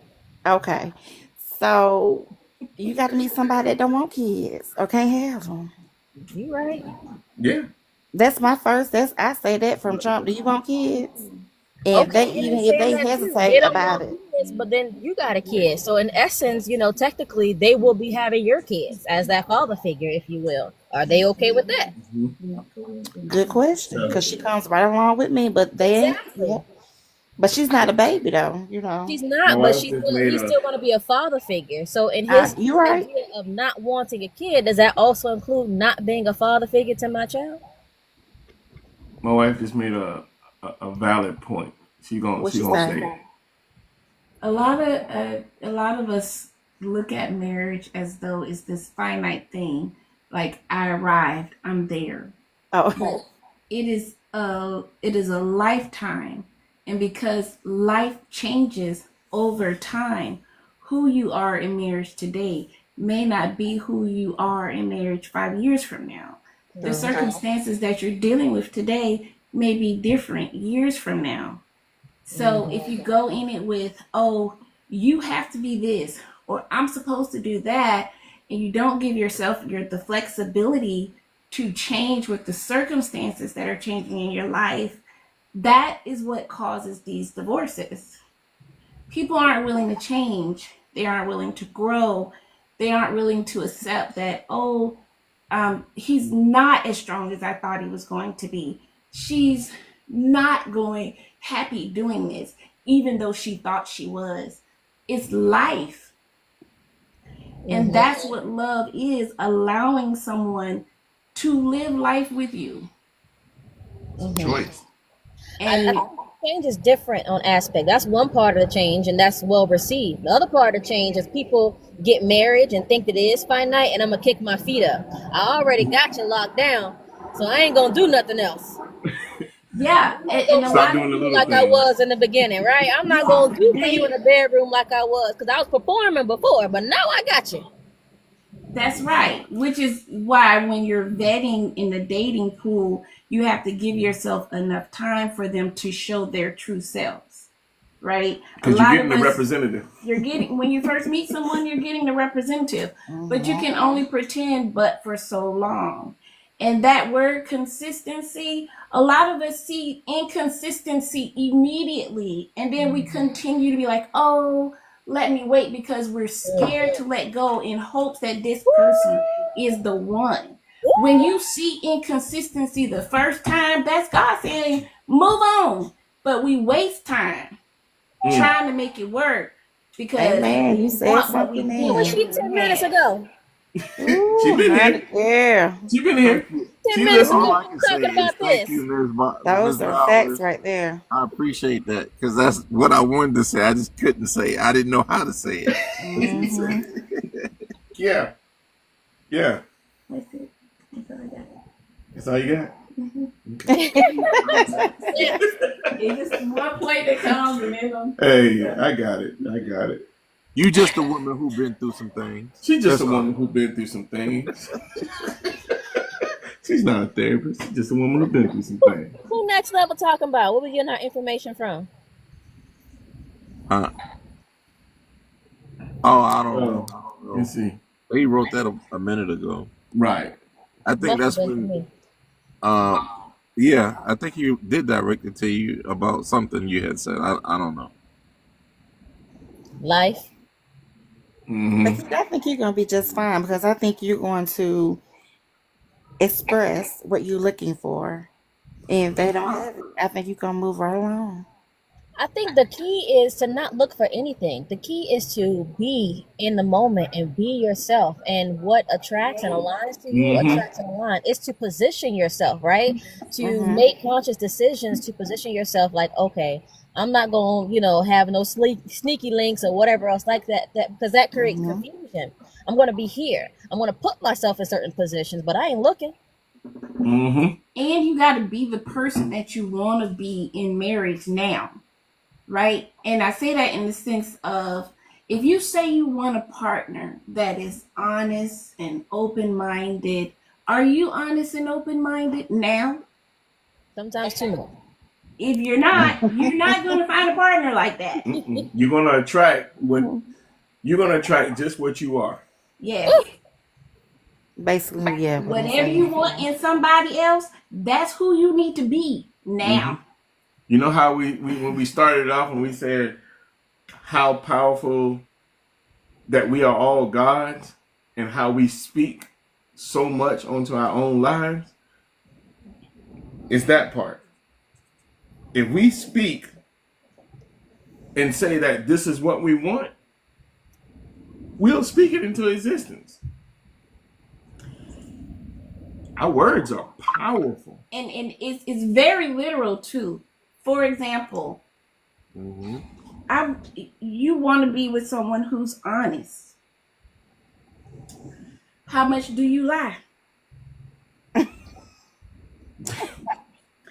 It really comes How down much to you lie that. to yourself? How much do you even lie to yourself? Can you even tell yourself the truth? Can you even speak the truth to yourself? You want someone that will, go with the flow. Do you go with the flow? Right. And what we always say, It's all about the story that you tell It's the yourself. story you're telling yourself. And how are you as critical with yourself as you are with the person that you want to be your person? Yes, Yeah. You should be. you should be. Yeah, I want a person that travels. Do you travel? Right. If you ain't doing it now, it ain't gonna happen just because you got with a person that likes to travel too. Right. And that's what, Marlon? That mirror effect. That's the mirror effect. Right. That's the mirror effect. So we say all of these things, Mm-hmm. but are we doing these things? But are we doing these things? We I saying want to be a wife. What does a wife look like to you? If a wife is a person that is well kept, she's a well kept woman. She gets her nails done. She gets flowers every day. She gets taken out. If that's your definition of wife, do you do that for yourself? If you're not willing to do it for yourself, why would someone else be willing to do it for you? drop that phone on the floor, girl. Drop the phone on the floor. Drop Now the I'm phone. gonna do like old boy Ooh. and get my glasses and just throw them. But I ain't There gonna you go. Like at the end of the day, you gotta date yourself. Yes. A lot of people don't know how to date themselves. Take yourself out on a date. Do things that you don't have to, so that you don't have to worry about whether somebody else is going to do it. And then you discover it's not what you really wanted anyway. Right. I thought I wanted to go on a horseback riding date. And then I took myself horseback riding. I will never do it again. And then when someone comes, oh yeah, we're gonna go on a horseback riding date. Thank you, but no thank you. That's not romantic. I've been there and done that. I don't like it. Brooklyn baby said next level threw his phone on the floor. And I said, drop the phone. That's so stupid. Oh my God. This is what we gotta do. We gotta do this. Let me go get it.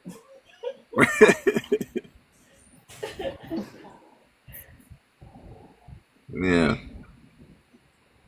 So then, what do you do when you don't want to be a wife? We're gonna drop the mic. Are you speaking about What you want to be, a girlfriend? Maybe A friend? Maybe I just want to be single and thriving on my own, right? Maybe. That's okay too. There's nothing wrong with that. it There's is. nothing It wrong with is. that. There's nothing wrong with that. But you can't. What you can't do is project that something doesn't work if that's not what you're working towards. If you're working towards being a friend, then that mirror effect. Look in the mirror and work on being a friend, being a really good friend. See, here's the problem. You know what I mean with being a friend. So a lot of times with me being a friend, you know, and wanting to just be a friend, these men want relationships, and then it's like, Well, yeah, don't say the men that you've encountered. Don't say the men. that's what I'm speaking of. My personal experience. So I'll retreat back to what Next Level said. It's not all men. It just so happens to be the ones that you're running into. Absolutely, I'm speaking from my sorry. personal experience. Yeah, because that sucks. That Does it? sucks. What's up? So, do you? If you don't like it, then it sucks. If it's not happening the way that you want it to happen or what you're looking to gain, then it sucks. And I mean, I hate that because. Go ahead. I'm sorry. Go ahead. No, I mean it just sounds like you're getting bad experiences with guys, and it's putting a taste in your mouth about how situations are, relationships are, or how men are, and they're not. It just sounds like the guys that you're encountering are not taking you the way that you want to be taken. Well, can we get a better understanding of what she's actually looking for? Well, I'm trying. Well, she said she's not looking. She said she's okay with being single. So this is where you have to ask yourself, what's the story you're telling yourself? Because a lot of times we as women say we're okay with being single because we're looking at the situation that we in, and in our own minds, we don't think this situation will warrant us getting love. So Yep. we tell ourselves we're okay with being single, but deep down, we You're do want not. to be in a relationship. Yep. Which is why you would attract men that want to be in a relationship that pretends to be your friend, because they're attracted to your deep down desire, but it can't come into fruition because what you're telling yourself is, I'm single, I'm okay with being single, I just want to be friends. So for You have me, to align it. no, I hear that. Yeah. For me, telling myself that I would prefer to be single, one relationships give me anxiety. Like I said, I'm already a single mother and I'm working full time, so I already have a lot on my plate. Adding a relationship and somebody else's happiness, their needs, their wants, their desires is already a lot for me. So I feel I am okay and I'm wanting to be single in this moment, right? Until I feel that both me and my child are in a position where we can allow somebody else in our lives. So it's not a story that I'm telling myself, but I also crave connection because I'm a human being and I'm an emotional being and I'm a deep individual. I like to understand people.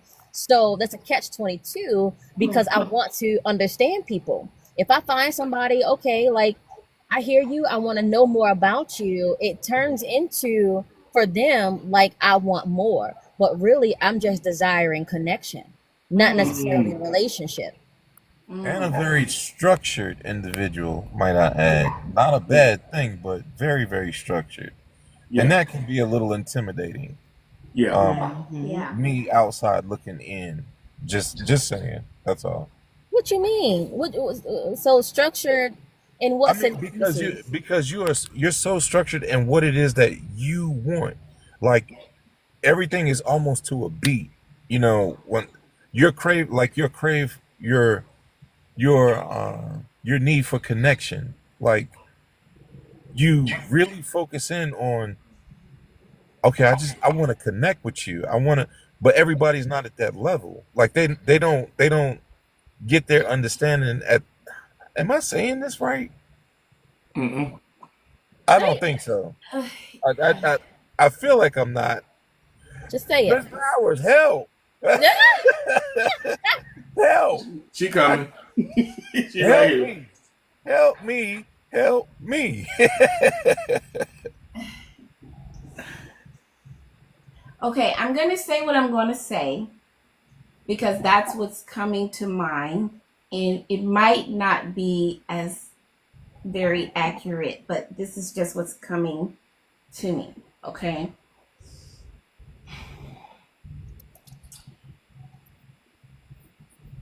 On just a literal level, being single is you're living your life, you're doing your thing, right? Wanting connection is reaching out to connect with other people. And if you're connecting with other people, you're no longer alone in this singleness, correct? Yes. Okay. So that desire for connectivity sounds like a deep down desire for relationship. Nope. Even though right now you want that relationship on just a friendship level. Even friendships are relationships. Yes. Friendships are work too, right? Whenever you involve someone else, it's a relationship and it's work. There's going to have to be effort. And what you want is an effortless relationship to, I guess, be involved in. So it doesn't create that anxiety for you, that work for you. Am I getting that right? True. But even if I have friendships, I'm not considering myself in a relationship, if you will. A relationship is a deeper romantic situation. Not And necessarily. Not everything is romantic. we said Right. we're talking about relationships though. A friendship is a I'm friendship saying- and it is a connection. But when I'm in a friendship, I don't still say I'm in a relationship just because I have a friendship. No, I'm saying a friendship is a type of relationship, It is. right? It's connectivity with another person. And that could be a platonic connectivity versus a romantic connectivity. Correct. And because of the anxiety of a romantic relationship, you've been trying to obtain platonic relationships. Is that correct? That's correct. But what you're getting are people who want romantic relationships. Is that correct? Yes. Okay. Are these people coming to you into your life?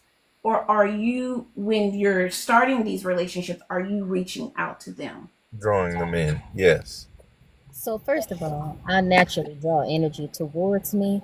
So I feel like as a man, men pursue naturally when they see someone who's a beautiful, intelligent, got themselves together. Men naturally want to pursue that. But for me, it's like I'm like putting up that wall where it's like I don't want that.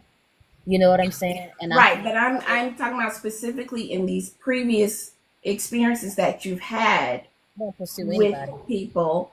That was it them coming to you, Yes. or okay, it was them coming to you, Mm-hmm. and you allowed the relationship in order to connect. Is that what that is? I allowed the friendship. Yes. You allowed the friendship, and then they showed themselves to want more than the friendship. Is that correct? Correct. Okay, so we are attracting people because of that connectivity. You're attracting people that want to connect in a romantic way, but you just want to keep it platonic. So there's something in your attraction that is screaming romantic. A question, and this might be going too deep.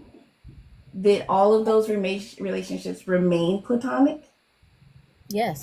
I try to keep them platonic as possible. Okay. Okay. So here's from a man's standpoint. A man can always see what a woman has up a wall, and it's always going to be a challenge for him to get through that wall. Yes. Every single time. It's like, oh, she got a wall up. Bet. I'm going to get through that wall. Absolutely. And they're going to keep trying. Absolutely. And that's not on me. You know what I'm saying? For them to want to see something they want to break down. But if I'm saying that I'm comfortable in my singleness because I want to work on me, I want to gain clarity on me, I want to date me, like, and they want to push themselves on me for more, like, that doesn't mean that I'm screaming for something more. I mean, No, again, but I what can it help who I looks like at naturally that point, am and what I naturally attract. and you see what that word right there, attraction, right? As a man, if you tell me I'm just trying, I don't want a relationship, I want to be single.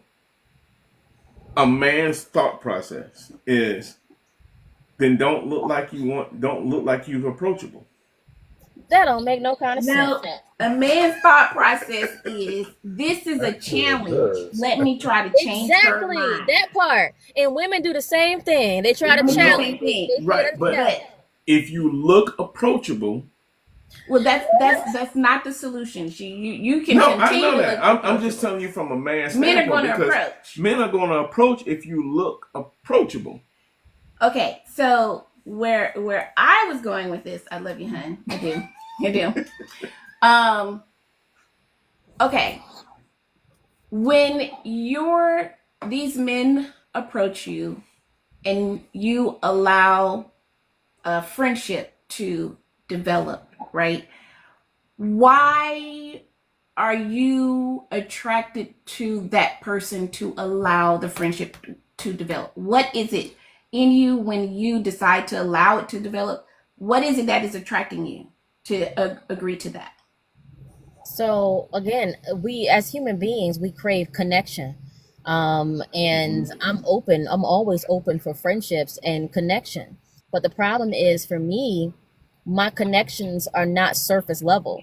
I like to dig deep and understand where people are coming from. So for a man, from a man's perspective, who's not naturally going to just dig deep with everybody and I force that out of them, it creates for them like I want a relationship when that's not necessarily the case. Like I wanted to be a psychologist at one point in time. I like to know how people operate.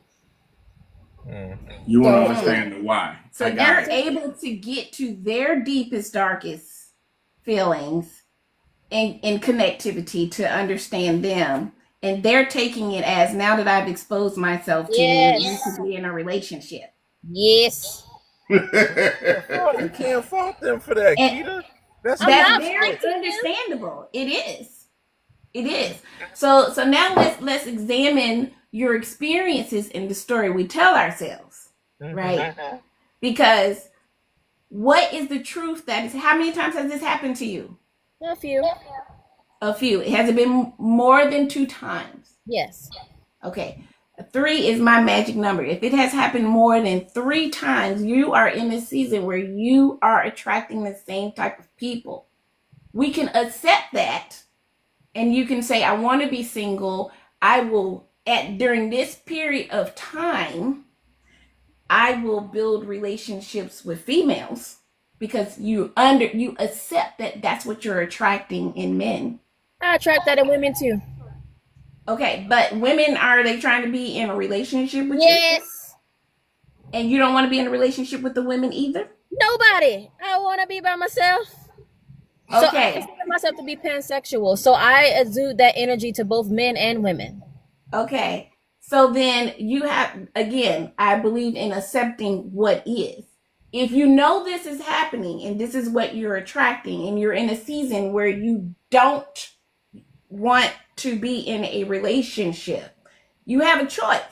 You continue to try to pursue connectivity and continue to experience people trying to be in a relationship with you, and you not be in a relationship and going through that headache, or you can accept being alone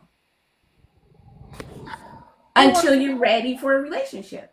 Do you know how depressing that is? So because I have this capacity to be compassionate and understanding and deep, And that's what I and wanted you to I don't want say. nobody to get their feelings caught up, I gotta choose alone. And my thing, So I'm you hear already that? single. That means that what you really desire more than That's right. anything is connectivity. That's Connection. And right. the story you're Connection telling is yourself different is than that you want to be relationship. alone. Like connect, and that's fine. I do desire, connection, because I'm a human, and that's the basic human necessity. But that doesn't necessarily mean because I require connection means I want a relationship.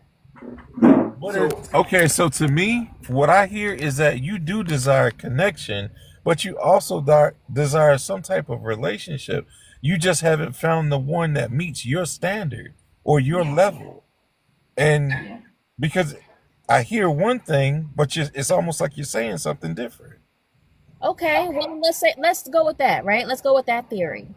So then what is the problem, right? If because this could be a form of dating, if you will. I'm connecting with these individuals, but they're not meeting a certain level for me to want to commit to them. I don't think there's anything wrong with that either. However, it still creates some kind of toxic situation because all these other people are wanting to be with me. They're wanting something more from me, but I'm like, I need you right over here.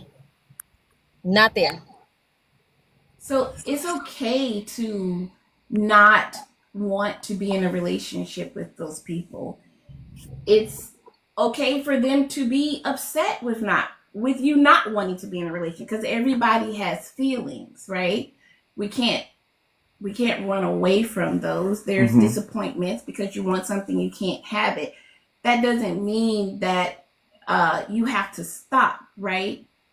If you admit that you want a relationship, the important thing is, if you want to continue to allow these experiences, as soon as you see what is not going to work for you, to immediately cut it off and move on to the next one. And I do. And not consider that to be, oh, it never works out. Oh, guys are not good. That person may be a good person. He's just not the one for you. And that's okay.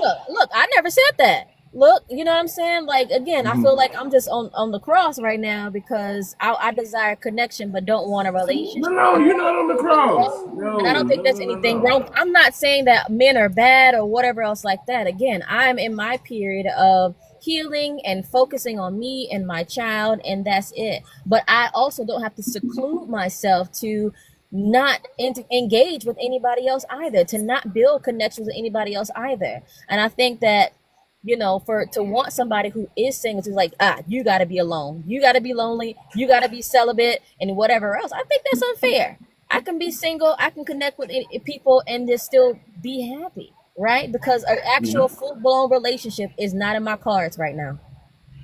You absolutely can. Mm-hmm. Absolutely. There's nothing wrong with that Nope. whatsoever. Mm-mm. Yeah, I get I get where you're going. You know, it's I like the camaraderie of having that person, but I just need this person to really understand the space that I'm in right now. Yeah, and the only thing And that meet me in this Where meet I'm me at, absolutely. where I'm at right now. Yeah, the only Gotcha. thing that made me ask all the questions is when you said that it caused anxiety. It does. Yeah. That's the only thing that made me ask all the questions. And If you're so like, the you next thing seem is to be different. okay with that even still, which is okay because you can push through that anxiety to still build those connections and relationships where you're comfortable and you're doing Right. that. Absolutely. The anxiety comes from the actual relationship and the boundaries of the relationship, if The you upkeep will, of and, it. and trying to incorporate my life, their life, my child, and things like that. I've been there. I'm not dating I've for, been Yes. there. I'm not I got just you. dating for me. Yeah. I'm Yeah. dating for my child also. So that part is the anxiety. If I could have you just strictly over here as a platonic friend, there ain't no anxiety there because there are no expectations, there are no boundaries, there are no rules. Yep. Yeah, I I'm understand. with that. I got you. Yeah. Yeah. So stay there. Stop trying to cross over. Stay there. Nah, I got you, man. Low, man. Yeah. Yeah. I'm with it. It's been a night. It's been a night. I love this night. But it's about to end now. It's always a pleasure. It's always a great conversation. Yeah. And tomorrow is going to be a good one because, like I said, I got to do this one tomorrow because, you know, I listen to what God tells me to do. And He told me what I'm supposed to do and when I'm supposed to do it. So tomorrow is the podcast topic for tomorrow is push in your relationship. Pray until something happens when you're facing issues or uncertainty. So, Wow. We appreciate Mrs. Bowers joining in on us today. yeah, right? I try to tell her to come more often. No. She will definitely chime in when it's you can tell when she chimes in, it's a topic that hits the home, hits the heart, and hits the home. Because I've been there. Feel you. So I think we got our takeaways for the night. So I ain't worried about no takeaways. So we gonna I'm gonna drop each one of you guys down so y'all keep your coins. And we'll see you guys tomorrow. So let's see. And if all hearts and minds are clear, If all hearts and minds are clear, we're gonna adjourn from here. Y'all have a good night. All right, let me drop you down. Good night. Big girl, we'll drop you down. Brooklyn Babe, I'm gonna drop you down. Lady E, peace. All right, well, tonight was a whole lot of unpacking of a whole lot of things, man. We was talking about Jason's Lyric Love, but you know, if you haven't seen the movie in a while, go back and watch it. You know, you will start to see how people can end up bonding over certain traumas. You'll see people who will have a hard time balancing that loyalty between their partner versus their family. You know, you're gonna find a way of understanding how, you know, soft love in a hard world. You know, but join us tomorrow. Tomorrow we got a good episode coming tomorrow on the 100 podcast where it's going to be push in your relationship, which is pray until something happens when you're facing issues or uncertainty. So again, thank everybody for coming. God bless. See you guys later.